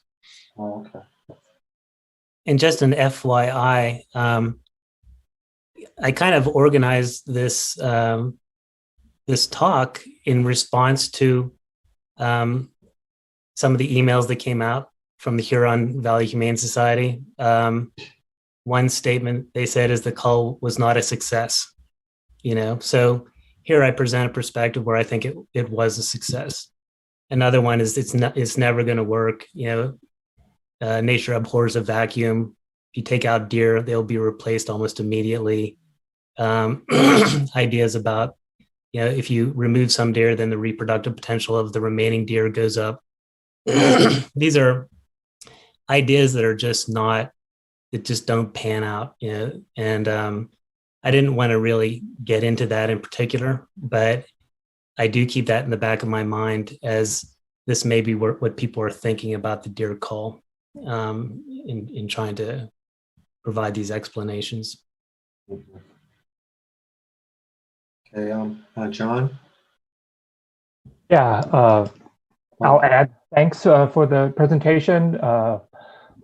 Question, wonder if you can speak to the fact that we know the deer aren't residents of the city, and what you can say about what surrounding communities are doing, and to the point of the comment you just made about nature abhors a vacuum, anything can we say about deer that are coming in from surrounding townships following the cull or not? Yeah, I think one interesting finding from the white buffalo study of the sterilized doe is that they really had a limited home range. They were not moving out of that South Study area. They were staying in there. And this was a finding that a professor named Porter from Lansing, from MSU, also found that the maternal lines in white-tailed deer are very localized and do not move a lot. So in one study where deer were culled, even in a continuous forest, the densities remained lower for quite a long period of a number of years, even though the forest is continuous and could have easily been reoccupied by other deer. The deer that do move around a lot are the bucks. So the male deer will move around a lot. The female deer, not as much. So that gives some hope that if a cull is implemented for a particular park, it may take several years for those deer to recover through migration. And so that does bring that if there is an attempt to manage deer within the city limits, definitely the city has to consider just outside the city limits what's happening. Those areas are a little bit easier to address with hunting. Thank you. Okay, John Mursky. A comment and a question. My comment is anecdotally, I mentioned before I live about 5 blocks from the Arboretum, and I noticed in and around my property a significant decrease in the presence of deer. When I first moved here, they destroyed my vegetable garden. I planted 9 fruit trees. They were also heavily damaged. Also, I lost saplings, some that were naturally regenerating and some that I planted to deer rubs where they girdled the trees. I mean, things have not gone away, but I've seen a significant improvement. I mean, they used to come into our vegetable garden, which is about 10 feet from our side door, and just mow things down multiple times. And that's basically ceased. So that's my at least personal observation. And the question that I'd like to pose to my fellow commissioners is, after we hear from the Humane Society and potentially other voices, would we be willing to consider drafting an ordinance either in support of a deer call or other measures? Is that sort of where we're heading? Is that the case, Steve, or what's the thinking on this? Thank you. Yeah, I mean, I would propose that we consider a resolution to City Council about funding the deer call, because I know that was dropped from the budget for some reason, and I think it was only $100,000 is what I recall. So it doesn't seem like that big an expenditure, and I'm not sure why it was dropped, but it has my impression, as well as most of the people I know, is that there was an effective program that deserved consideration for continuing. And that's all I'll say about it at this point. But I think I already put that in the action items for example, that I think I'd like the suggestion that we could help facilitate forming a deer study group, you know, with NAP and whatever other city staff might be indicated, as well as Professor Dick, if he's willing to help, and also having maybe a representative from the Humane Society on that as well. So we could have a study group that could also recommend different actions. But I think even independent of that, I mean, I feel like I've heard enough to consider a resolution to council even before we hear from the Humane Society. But I think in all fairness, it would probably be good to wait until they've had their chance to make a case. I'm not sure how that would align with the city's budget process. It's already been passed, but of course it can be amended at any time during the year. So, and I believe all the culling activity happens during the winter. That's my impression. So in any case, any contract or any actual culling hunting work would not be done until the winter, January, February timeframe. So I think we have time. It's not an urgent issue at this point. Meaning that if we did a resolution, then we would have time to maybe have the process, the whole bureaucratic process, to move forward to have a call happen this winter. That's my impression. So I see several hands up.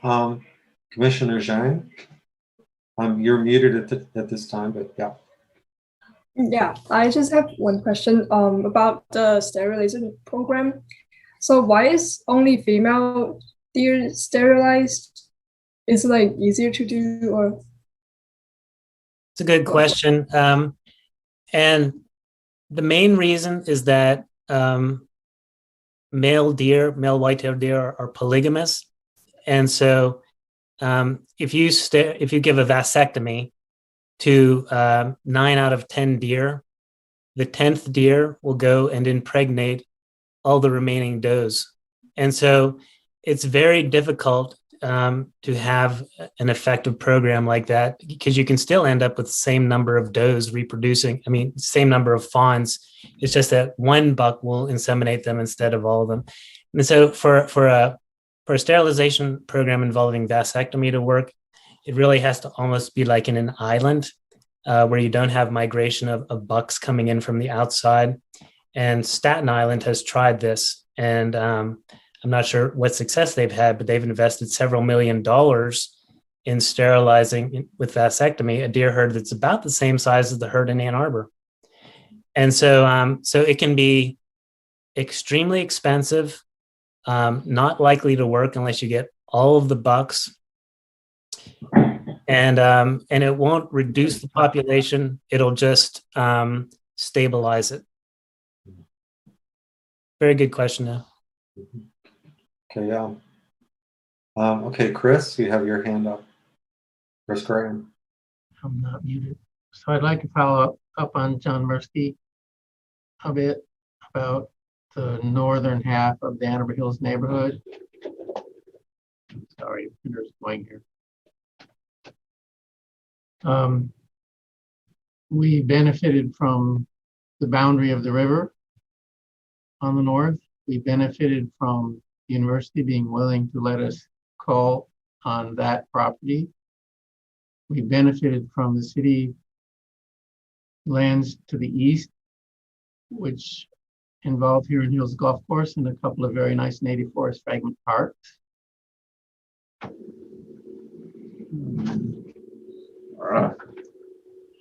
We benefited from a location where sterilization, that is to say, darting and then carrying deer to a surgery center, was easily possible.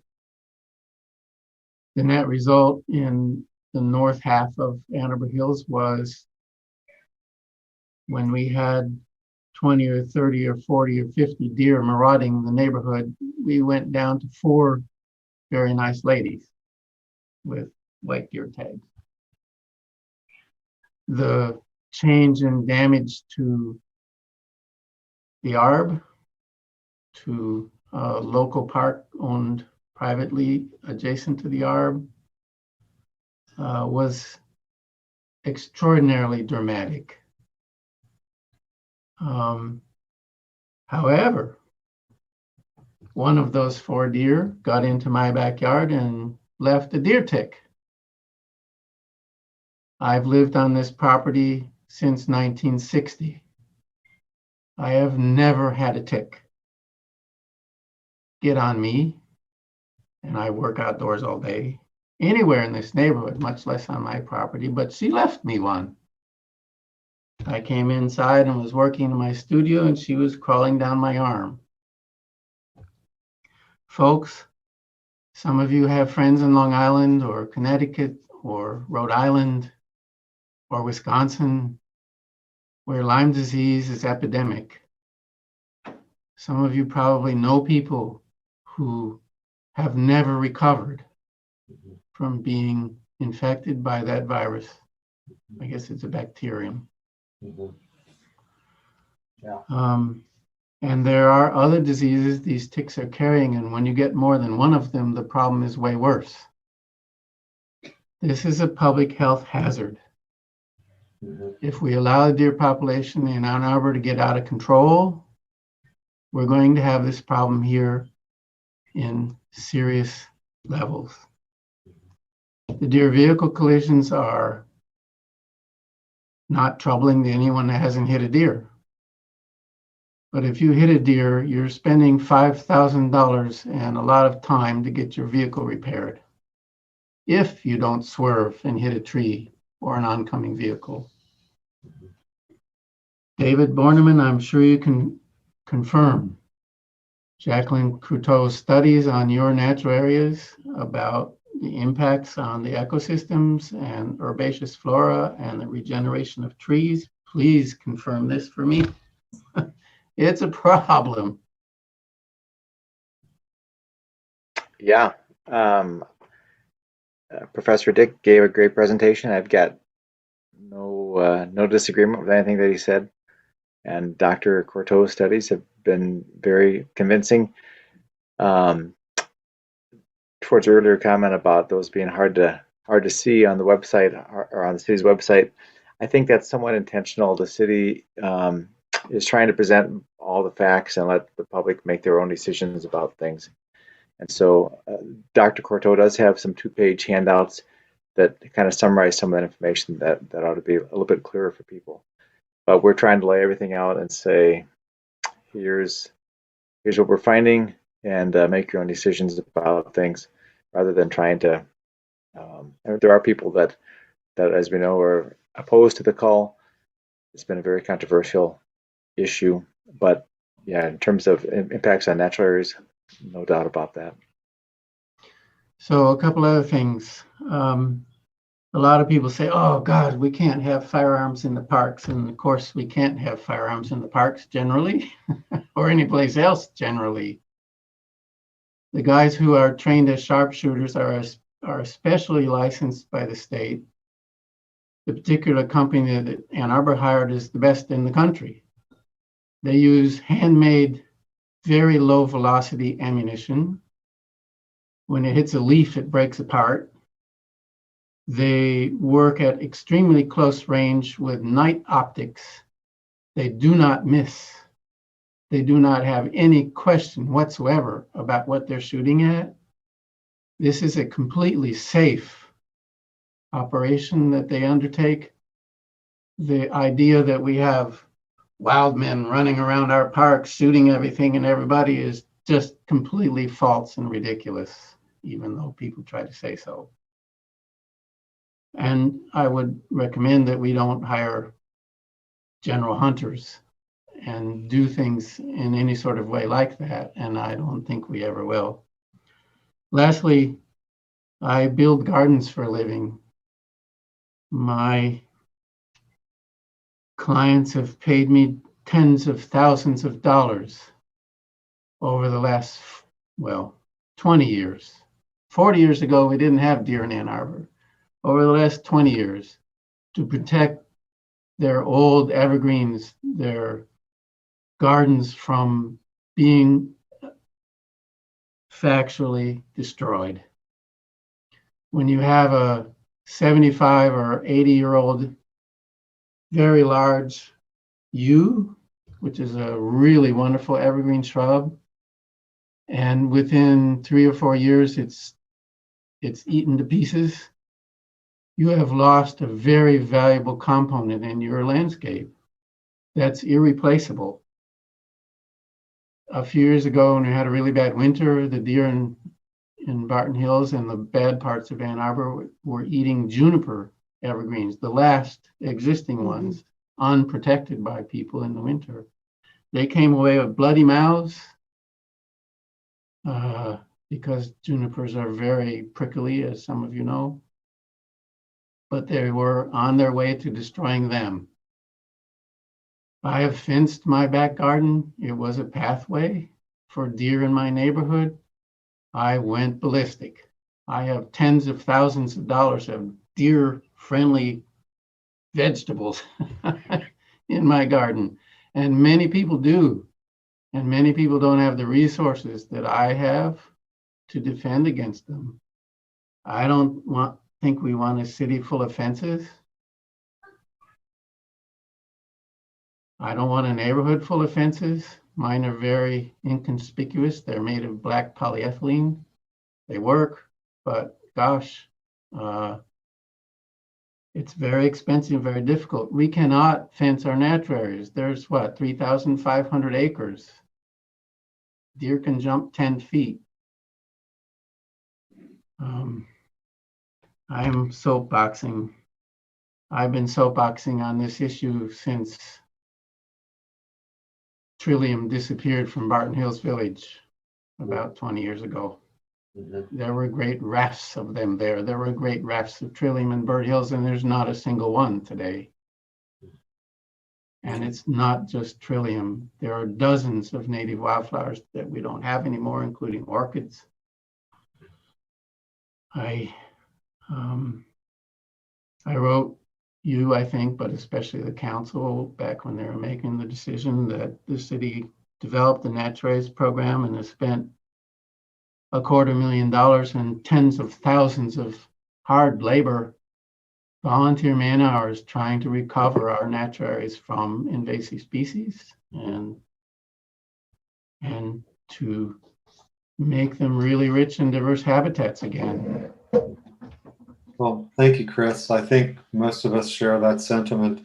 So several hands have been up for a while here. So I think Lisa was first, and then Kathy, and then Rita. I'll be quick. I just wanted to, not in a contentious way, appreciate, Mr. Bourneman, what you said about the city's desire to present information in an objective way, or in a balanced way, I think is a better word than objective. People respond, sorry about that noise. People respond to graphics. And there's a really crisp graphic case being made for reduction in vehicle deer crashes. The slide that Professor Dick had with the projected deer population would be great to have somewhere on the city's website. I don't know if the city would put it there, but for people to be able to appreciate what the cull can be argued to have achieved by way of reduction, and just some kind of graphic that treated the ecological balance picture would be great, because my feeling is that the information on the site isn't really balanced, because it isn't addressing all of the objectives that the city said the cull was meant to achieve. And Mr. Delacourt won't buy it. So he'll say, oh yeah, we already talked about that.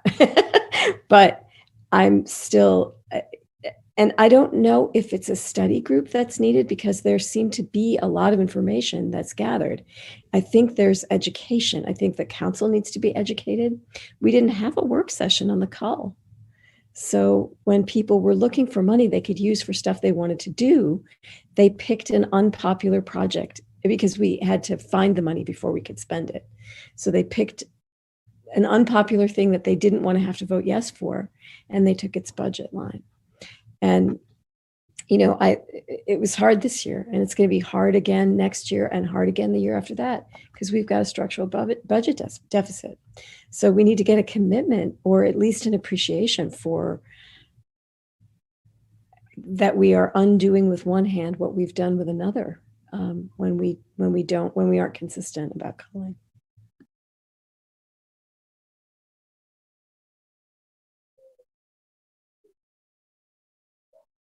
Okay, Lisa, are you finished? And then Kathy. I agree with everything that Lisa just said.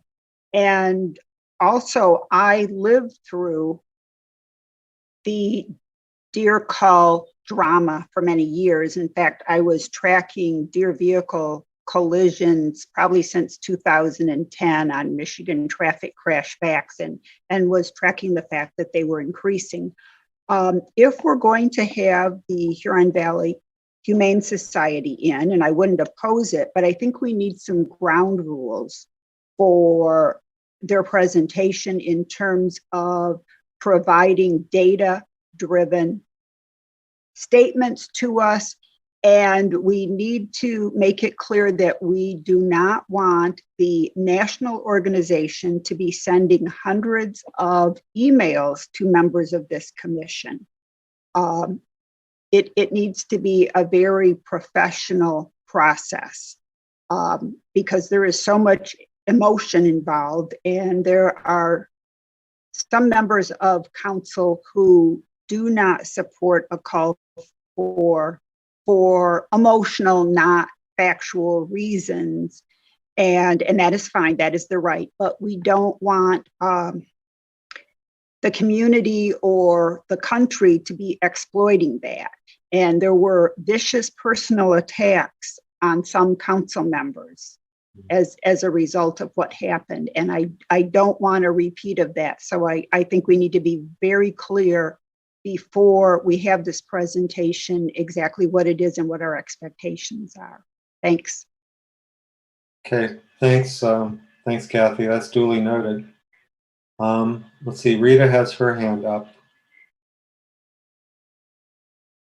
This is going to seem really obvious, I think, but it's not just the plants we want to save. The plants provide the food for the pollinators that I work with and other people, and the pollinators provide food for people, for birds, for other things. And so it is the balance that I think we're looking for, and it's huge, and woven together. And I think that that's the emphasis that I'd like to see, is that it's not just about plants. I love plants, but it's all those things that require plants, and especially native plants. When those are gone, there are certain fauna that really can't live. Mm-hmm. Yeah. Okay, Chris, you have your hand up, and then we should close out this topic. So I'd like to thank both Dave and Dr. Dick for coming here tonight. I think both guys are, as general principles, very smart people who are reticent to get in the middle of politics.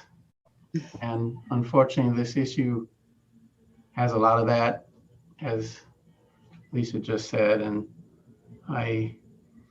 Chris Dick has been quite outspoken, and that's not normal for a university professor of high rank.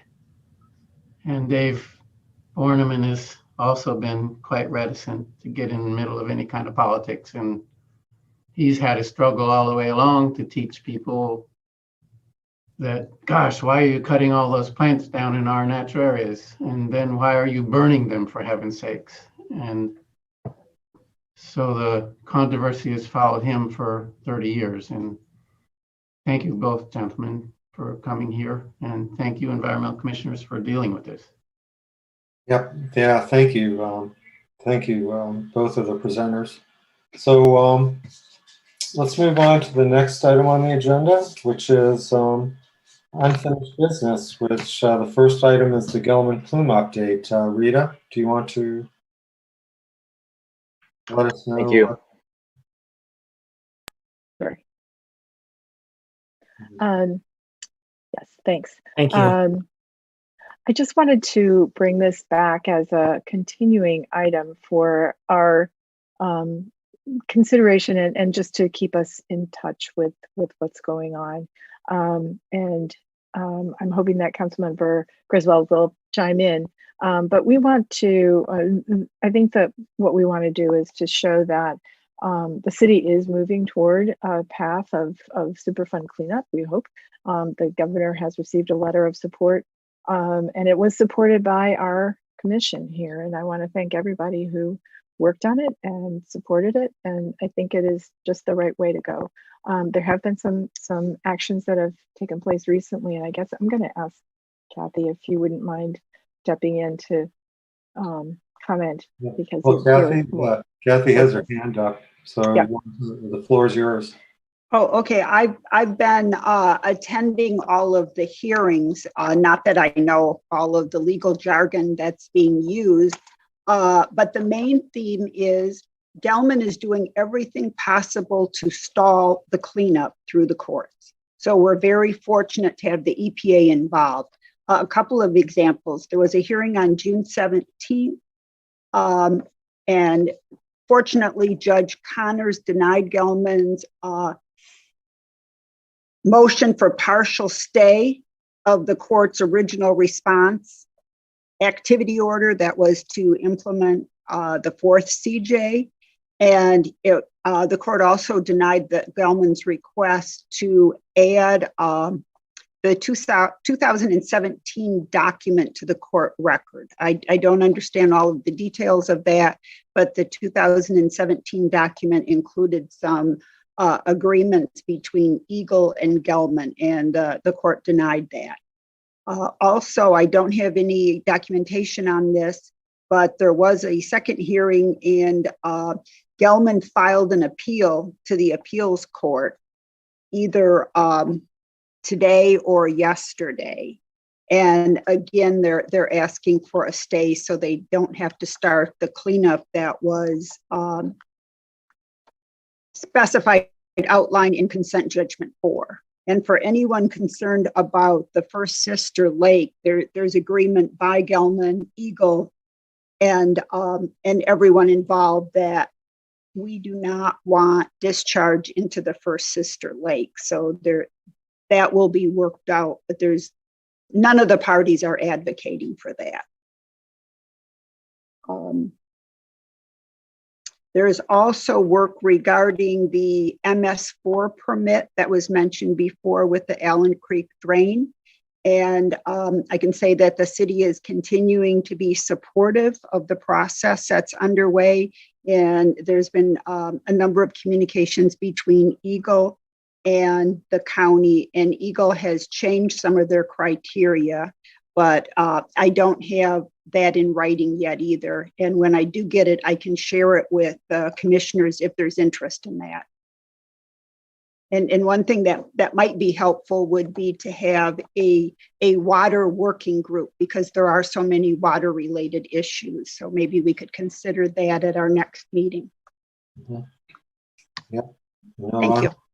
Yeah, no, thanks, Kathy. I'm certainly supportive of that myself. So let's think of please suggest any agenda items for our next meeting that would be appropriate.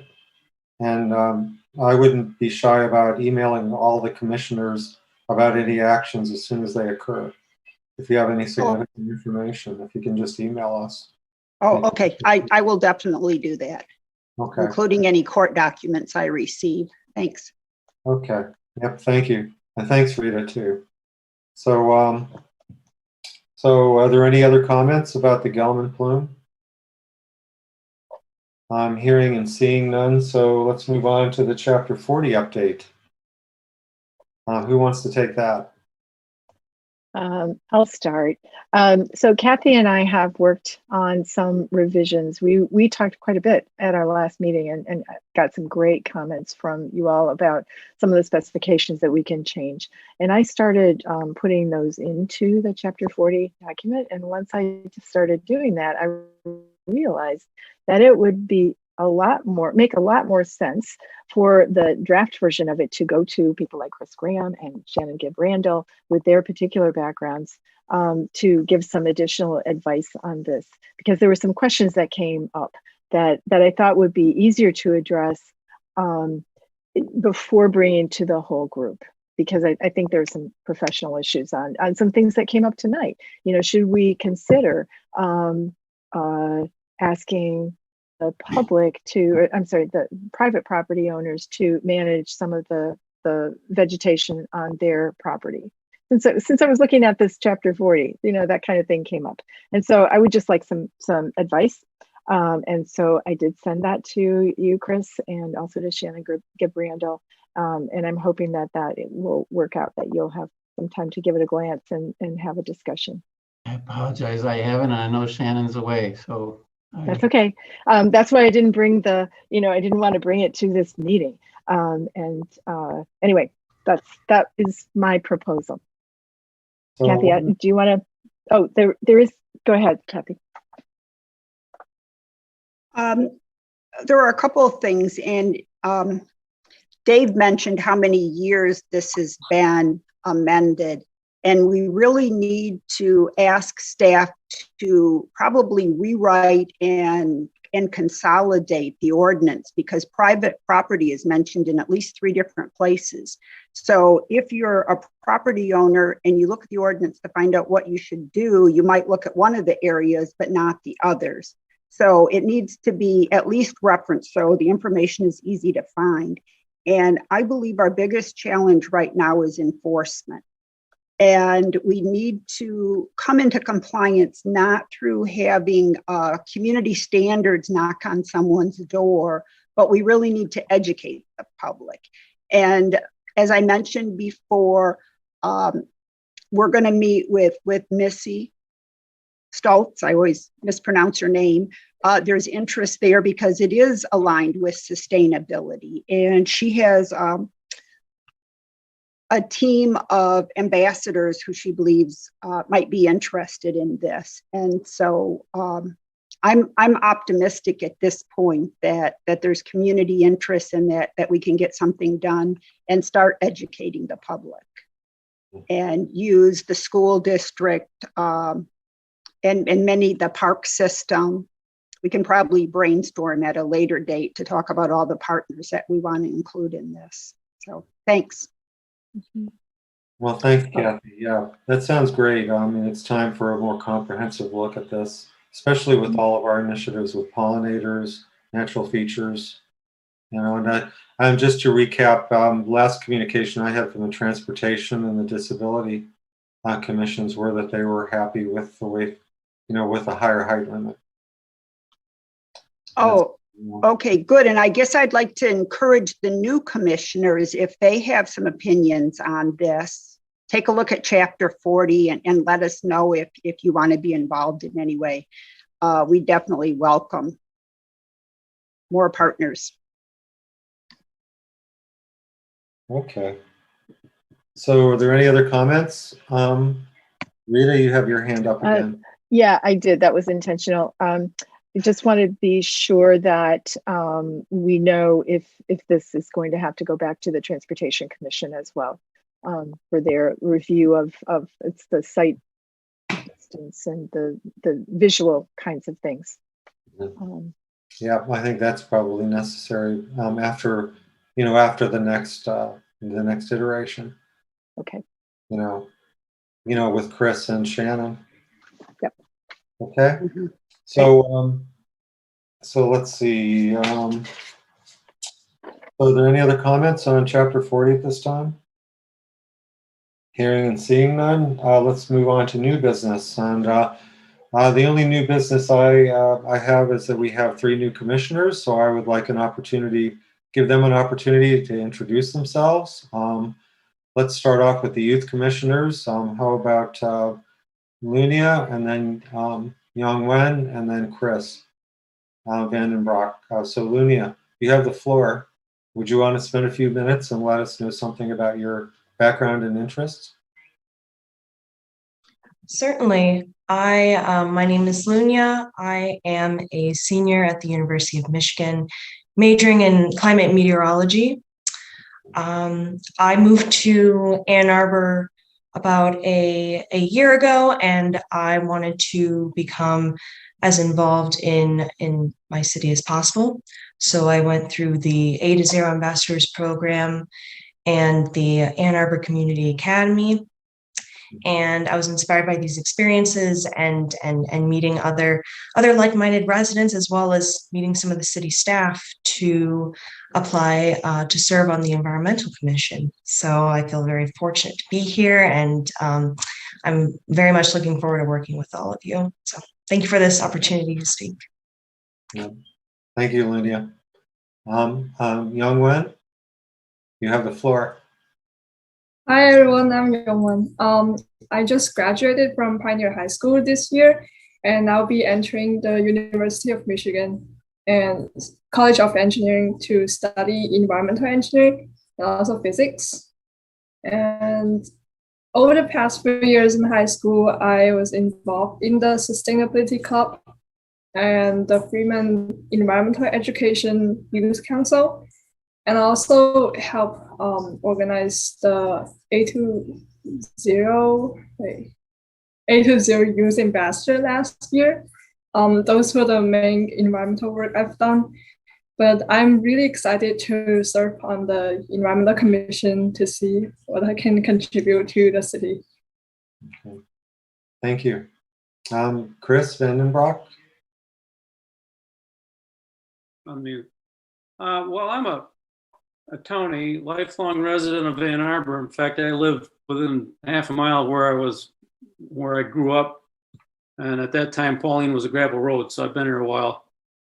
I kept going to the University of Michigan until I ran out of degrees. I got a PhD in mechanical engineering, and then followed up with a relatively long and happy career in automotive parts, and I also have some experience in the meatpacking industry in Iowa.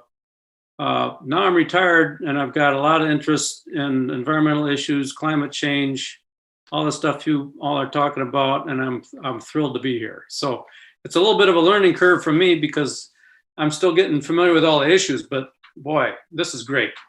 And thanks. Well, yeah, thank you, Chris. So I want to point out that a lot of the basic SCUD work that we do is done within committees and working groups. So I would encourage all of you to look into what the working groups are and see if you might attend a few that are around the topics of particular interest to you. And we hope you will join these working groups as well and help contribute to advancing, the business of the entire commission. And I would, I might, Rita and I thought it might be a good idea for all the present commissioners to also introduce themselves, to talk about their background. But I think, given the late hour that we have here, I'm trying to keep these meetings to at least 9:30 at the most. So I think that if you participate in the working groups, you will get to know us better over the next few months.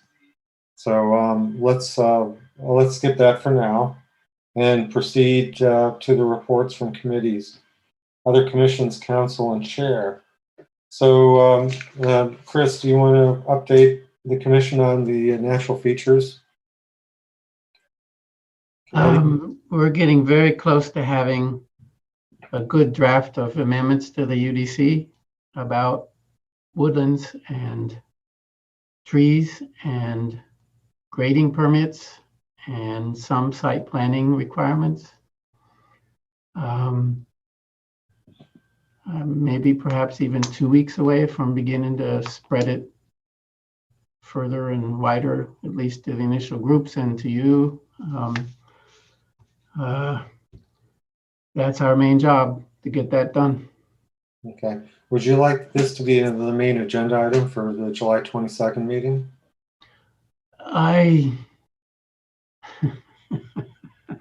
Well, you don't have to decide now, but yes, I'll let you know, Chris or Steve. This has taken and been way harder than I expected, than any of us expected it. There are many sections of the UDC that are coming into play, and it's complicated. Yeah. No apologies necessary, Chris. So it's a great task that you've taken on, and we're all looking forward to the results. Because I know you'll do a great job. Okay. But just let us know when you'd like to. Just give us plenty of notice when you'd like to have it in there, because I think this is probably, because of the complications and everything, I think we could devote a whole commission meeting, to reviewing what this work has done. Regardless of how it turns out in the end, that meaning passage by council of these changes, it will be extremely educational and exciting. Mm-hmm. I'm looking forward to it. So, okay, so the next, it's a pollinators work group. Rita? Yes. Thanks. I have to say that I had to take a pause on a meeting with our group. We have a meeting scheduled for next Tuesday. If anyone new to this group or who's been on the commission wants to join the pollinator work group, please be in touch with me. We are talking about educational types of things that have to do with helping to reduce turf grass, encouraging people to use less pesticides, and just generally supporting a beneficial environment for pollinators. And it occurs to me in our discussion tonight that I believe that our next steps may be very educational oriented things. And I wonder if there's something that we as a commission should talk about in terms of working with city staff on developing educational materials, how they get expressed to the community, how in various ways. It just seems like there's kind of like a baseline way that maybe we can all learn to develop materials or work with staff to get things out effectively. So I'm just raising that as something that is a concern of mine because I think we all have things that we want to be put out to the community for understanding. So that's all. That's my pitch. I'll give more information on the pollinators next time. Okay, well, thanks, Rita. Yes, and so solid waste working group. Let's see, Lisa, do you want to talk about the zero waste working group? Sure. We're a little satellite of the solid waste working group. And John Callawart and I have been working with Jenny Petoskey. John, were you going to update us about our grant tonight? Sure, happy to do that, Lisa. That is excellent. Yep. So we are preparing to submit a grant to Next Cycle under the Micros opportunity, a 6-month, $10,000 grant, with the focus on identifying and developing and testing some metrics around circular economy. So working with city and several community organizations or nonprofits or businesses about what does that mean, circular economy, what metrics might be appropriate for things like reuse, recycling, trying to get a better handle on that to advance some of the city's objectives. And also there's a GHG reduction component to that, an equity component. So it's in pretty good shape. I think it's due July 21st. So we're running it through a couple more channels in the city. It will actually be submitted by the city. And the main focus is to hire an intern for that first 6 months to really work and dive into that literature and material. But then there are subsequent phases of, more implementation and then education around it. So the grant we're working on now is just for the first 6 months, but we've got some ideas about how to fund the work kind of moving beyond that. Yeah, I think that's pretty much it, unless you have anything else, Lisa. But I think that's it. Oh, yeah. Well, thanks, John. Yeah, that's great progress. In this respect, I'll mention that I'm working on a construction and demolition ordinance potentially for the city. But, one thing I've learned over the last several months is that for this program to be economical, we really need to make it a countywide program. So this is a political thing I'm juggling with now. Is the city could have an ordinance, but on the other hand, it would have to be coordinated through the county as well, in order to get the kind of volumes of scale to make it more economical, less costly. So I'm working on that right now, and I think some pilot projects are a good idea. The Ann Arbor Public Schools is doing a lot of renovations of its schools, so I plan on doing some data collection studies there. So, and the city staff, particularly Jenny Petoskey, has been engaging much more with me. So I think, I'm trying to build up the work group until we get to a point where we're going to have a meeting soon of a work group, including stakeholders from the community, including builders, contractors, things like that, to move forward on this issue. But I think politically, this is a major item that I'd appreciate advice from anybody about. And it's fortunate that we're now officially, I think, part of WRMA, the regionalization agreement with the county. So that's going to greatly facilitate this sort of work. So Theo Egremont is part of the core work group that I've developed. So we'll see how that goes, but I'm not quite sure how to make this politically happen between the city and the county and the townships. So I'm looking for any advice and suggestions that anybody may have about that. So I think if there's no comments or questions, I think we'll move on to the other commissions. I don't hear anything. So how about John Mirsky? How about an Energy Commission update? Sure. In our last meeting, we had an update on downtown solar installations, commercial solar installations, and educational opportunities. We're seeing more and more downtown solar that are visible from parking structure rooftops. So we might end up putting some signage to point those out. Also, it was mentioned that the Solarize program has been wildly successful. Last year we had almost 1 megawatt installed. That's probably 4 times what we had 3 or 4 years ago. And year to date, so far, we have installed almost the same amount as we did in all of last year. And that's also in spite of the fact that net metering was eliminated.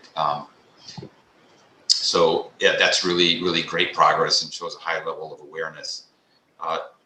In addition, we had an update on a energy benchmarking and disclosure ordinance that's been proposed, that's being worked on quite some time now for the commercial and multifamily sector. We reviewed a resolution on that, and we will probably vote on that resolution of support in our July meeting. So that will hopefully be headed to council soon.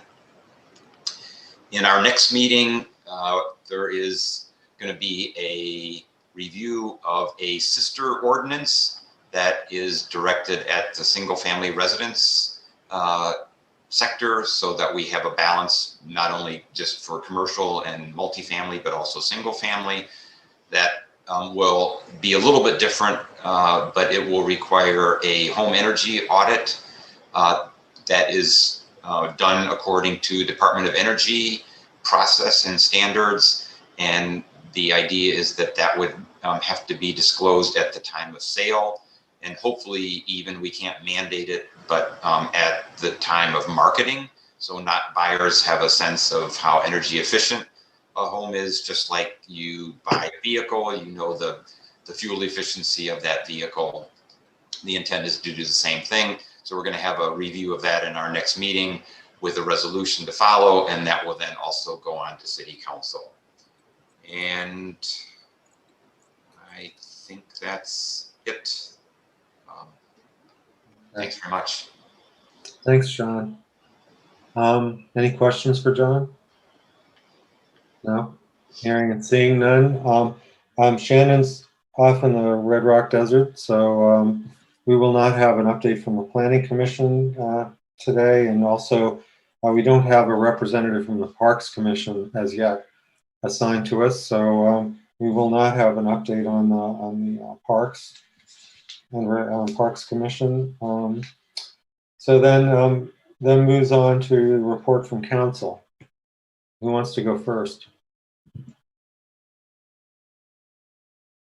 Kathy or wait, John. Sorry, John has.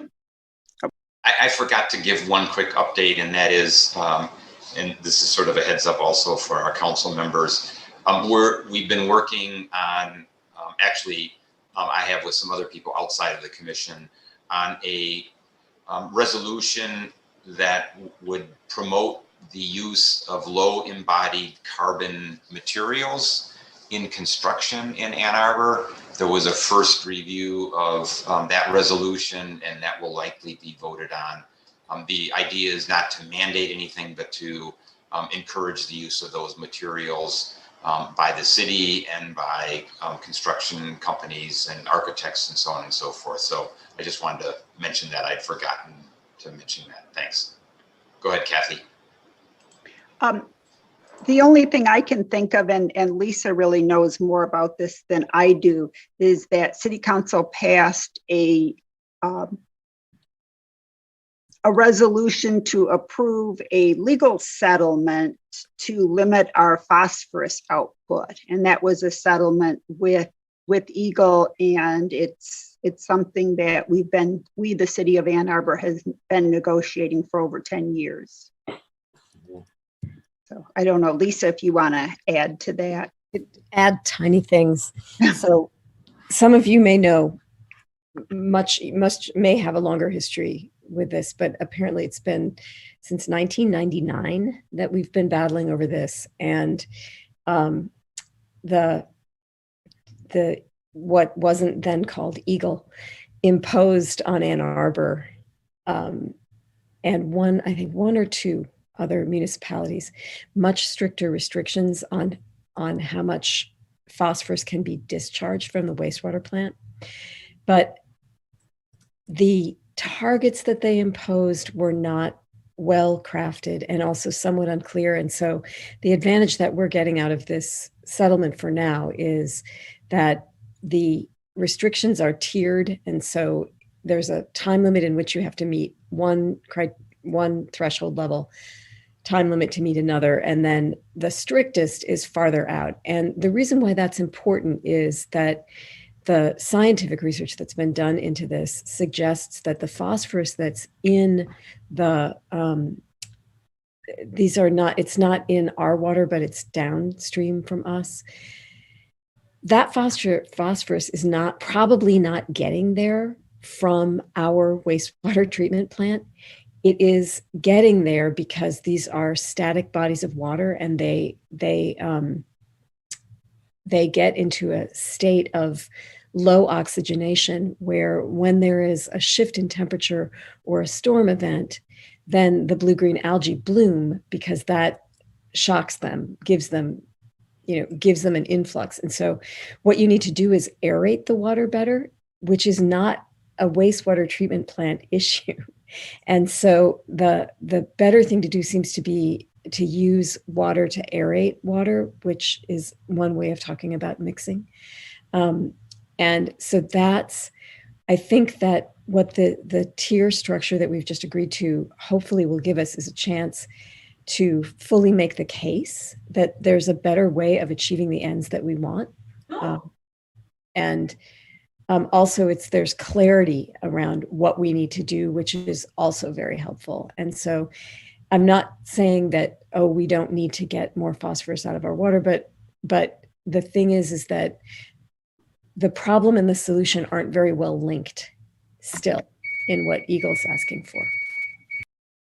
Okay. So let's see, Kathy, you had your hand up, and then Chris. I just want to mention that the two bodies of water that are of concern, it's Belleville Lake and Ford Lake. And I was actually at a Zoom meet and greet probably 6 weeks ago for when Dana Nessel, the Attorney General, mentioned that she was surprised about this and Ann Arbor's response, I guess, and mentioned algae overgrowth. And I had no idea what she was talking about at the time.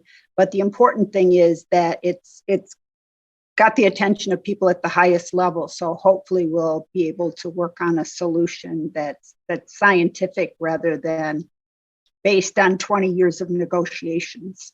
Mm-hmm. Indeed. Thanks, Kathy. Chris? So is it true that the city water treatment plant is adding phosphate to our water supply, and most cities do?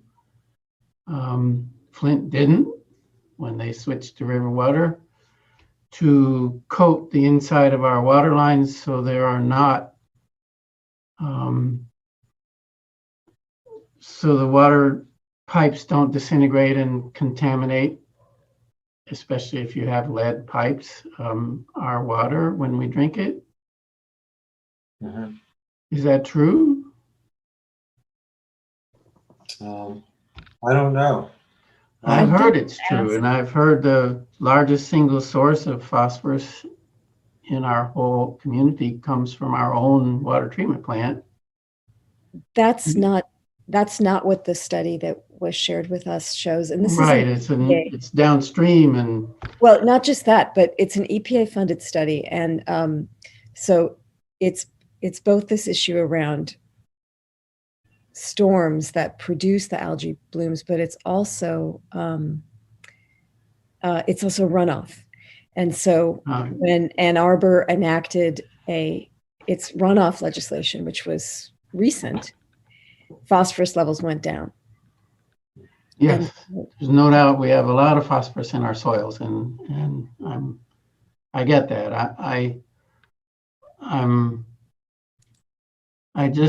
I'm questioning this because I need to understand not what happens to Ford Lake and Belleville Lake or that issue, but what we are actually doing to protect our pipes and whether there's another way to do that, and what really, I mean, if we're releasing phosphorus at all, we are sort of violating the spirit, if not the letter of our ordinance, not to allow any phosphate in our fertilizers. Or in other words, we 15 years ago went through quite a deal to eliminate the ability for vendors to sell phosphate turfgrass fertilizers in our city. And yet I believe, I think, maybe I'm totally misinformed and I'd like to be better informed, which is why I'm asking the question. I will ask Mr. Stegman. Thank you. I mean, among all the commissioners, I'm probably the person who's most kind of familiar with the state and federal regulations about things like this. And so why don't I talk to Brian Steglitz about this, and I'll review the data. I mean, the city has what's called an NPDES permit, and it's, and then the relevant number is the TMDL, or the total maximum daily load of phosphorus that's going up in the water, and it relates both to the sanitary sewer and the stormwater. And there are technologies to use to reduce it. And the only thing I can say about adding the phosphorus is that, yes, this is the most common technique for preventing lead leaching from lead pipes. Yeah. But if the city has replaced almost all of its lead pipes, it's not clear to me. Any pipes.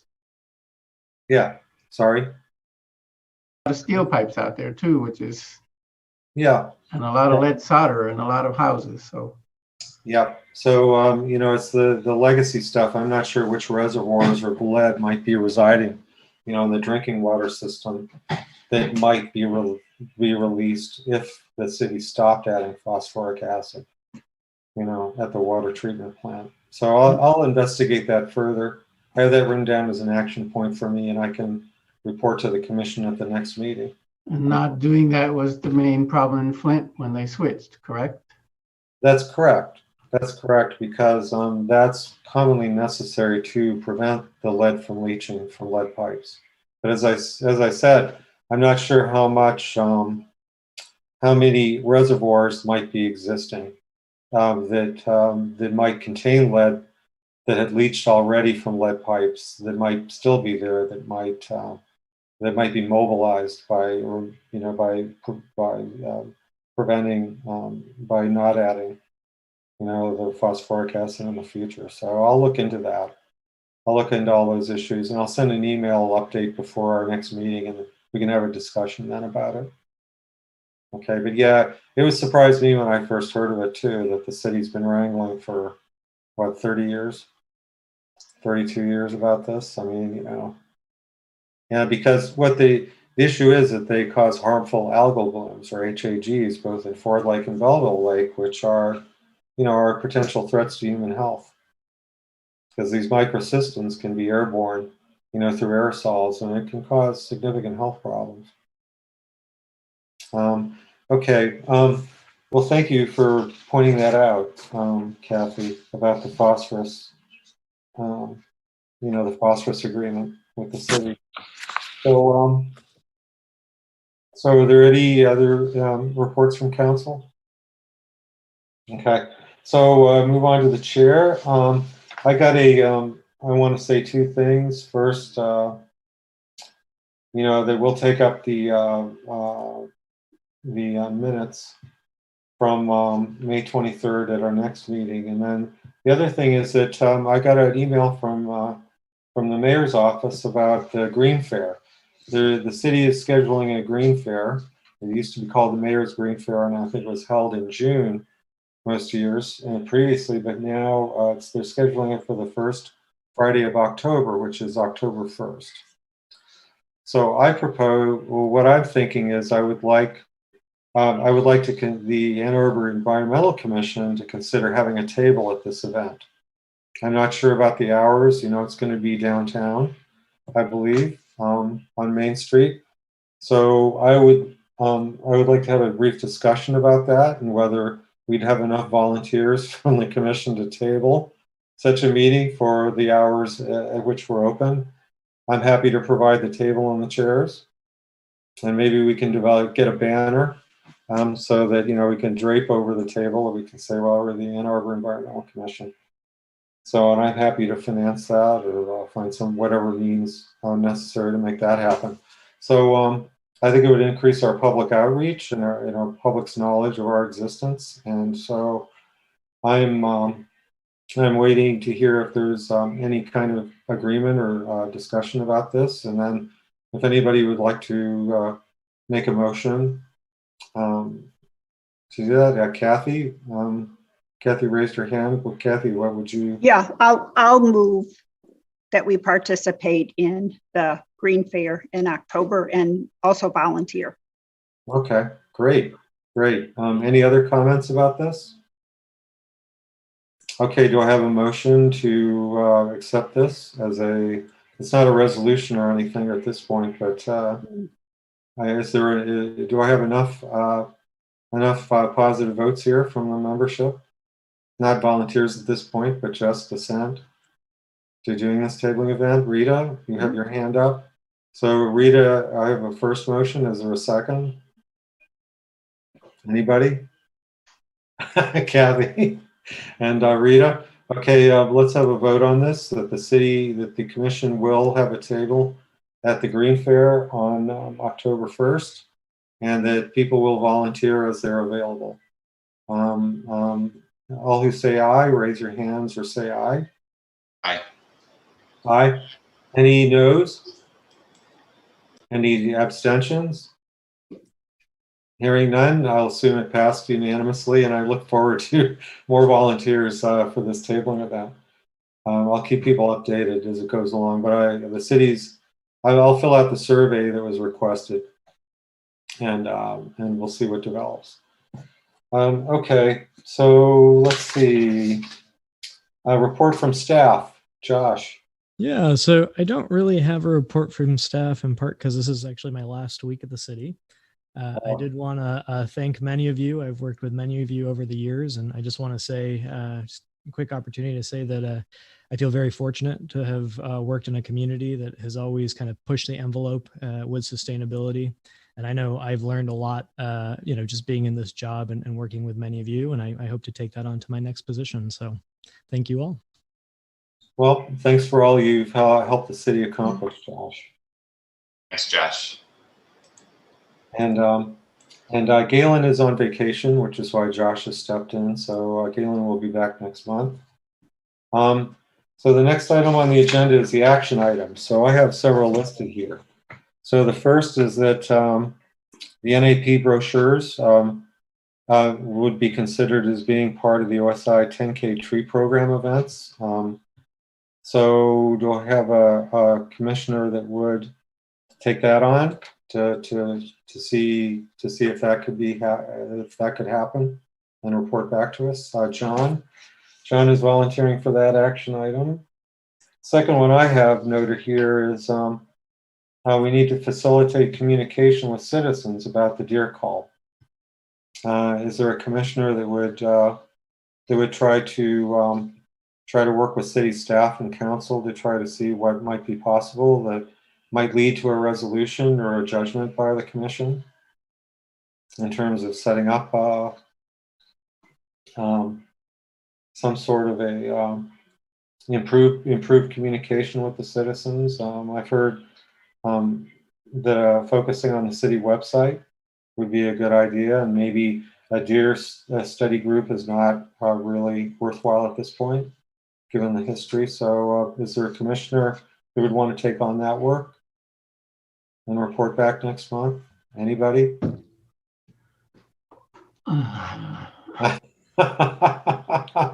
Okay, I'll do it. Okay. Stephen, I'll join you. I just need to stick with the UDC stuff. No, I understand, Chris. That's fine. So I'll take care of that. And then in terms of, the chapter 40, the current, Title 3, chapter 40 language in the city's code. Somebody should forward that to the new commissioners Does anybody want to do that? Any hands up? Rita will do that. And then the last one I have here as an action point is my my investigation into the phosphorus issue and the history of that. And I'll update the commission on what I've learned at the next meeting on July 22nd. So are there any action items I might have missed? John has his hand up. Kathy? Why don't John first and then Kathy? Steve, the Energy Commission has done new commissioner orientation outside of meetings, about an hour long, going over the structure of the city and the bylaws and things like that. I think I shared those materials with you. I could do that again.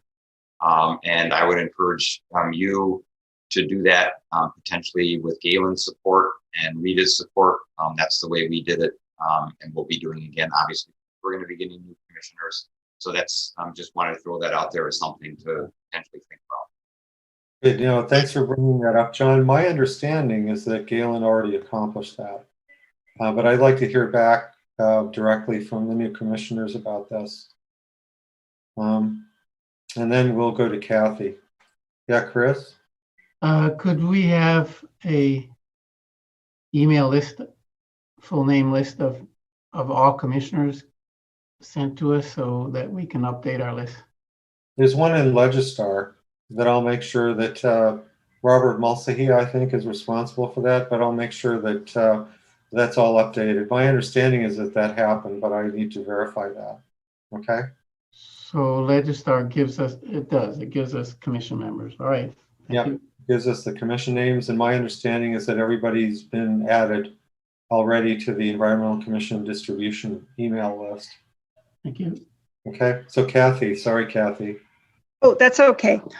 We still have one opening, and I thought it might be helpful to create an inventory of our skill set, who's on the Environmental Commission, to determine if there is an area of need. Mm-hmm. And I don't know if that's ever been done before. No. And like Steve, you just mentioned your water expertise, and I wasn't aware of that. So that's great. But and I don't know what is lacking, but I think it would be helpful and would possibly improve our performance. Mm-hmm. Sure. So I think, yeah, that's good to do an inventory, but also let's also have everybody identify a need that they think is missing. So I think maybe I'll add this as another action point for myself, where let me just send an email among our list here and with a set of questions, and I hope everybody can respond in a timely way. And then actually, what I've learned over the last couple of years came through my PFAS work. I mean, I'm working with the National Sierra Club about PFAS, and so I've had quite a lot of interaction with MPART staff, in the state government, and I've also had conversations with Brian Steglitz over the years. Mm-hmm. So I've learned quite a bit about how these things are regulated, and so that's something that I was well aware of, and I'm sorry I haven't really made other commissioners aware of that. But I think that's a great idea, Kathy. So I will do that. I'll get that started. Okay.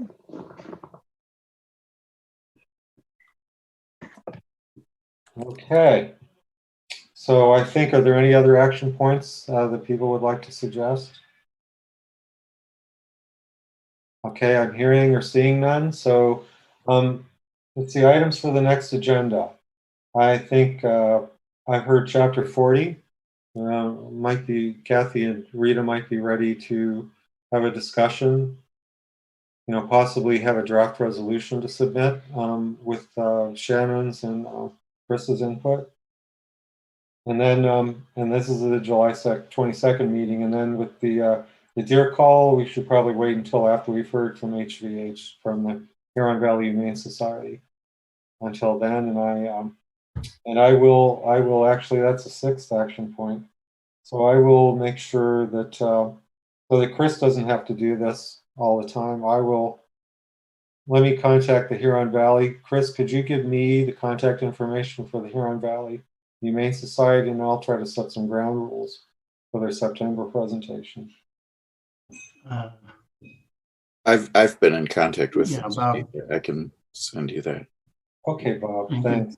But that would be for the September meeting is what they suggested.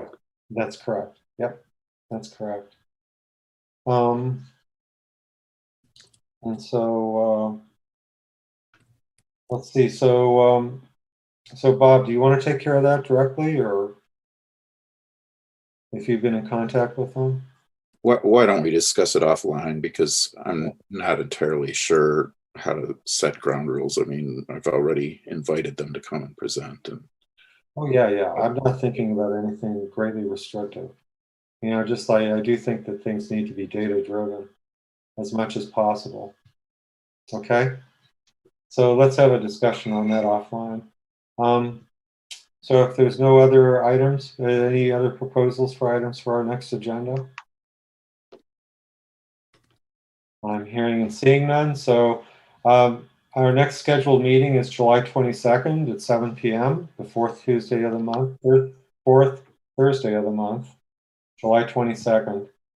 So this, the last item on the agenda tonight is the second public commentary. This is the second opportunity for persons to speak for up to 3 minutes. Please call 1-888-788-0099 or 888-788-0099 and enter meeting ID 935-2970-5700. This information is also displayed on the meeting agenda and video feed. City staff will select callers that have raised their hand one by one using the last 3 digits of your phone number. In order to electronically raise your hand to indicate your desire to speak, please press *9 on your phone. You will hear an automated announcement that the host is allowing you to speak. When speaking, please move to a quiet area and mute any television or background sounds so that we may hear you clearly. Please state your name and address at the beginning of your comments. And be patient, there may be a delay of up to 30 seconds before a connection is established. So meanwhile, I see John's hand is still up. Yeah, 2 quick questions about meetings. Will we have an August meeting? And secondly, is a work session planned? And if so, when? Yeah, I have not thought about that yet. I think we will definitely have an August meeting. I'm intending that, and that's generally been a working session historically. So, the Energy Commission is having a normal meeting in August, so we will meet also in August. So, are there any? So let's see if there's any public comment at this point. And Josh, is anybody on the line? I am not seeing anybody. Okay. Well, I think. All right. So I tell you what.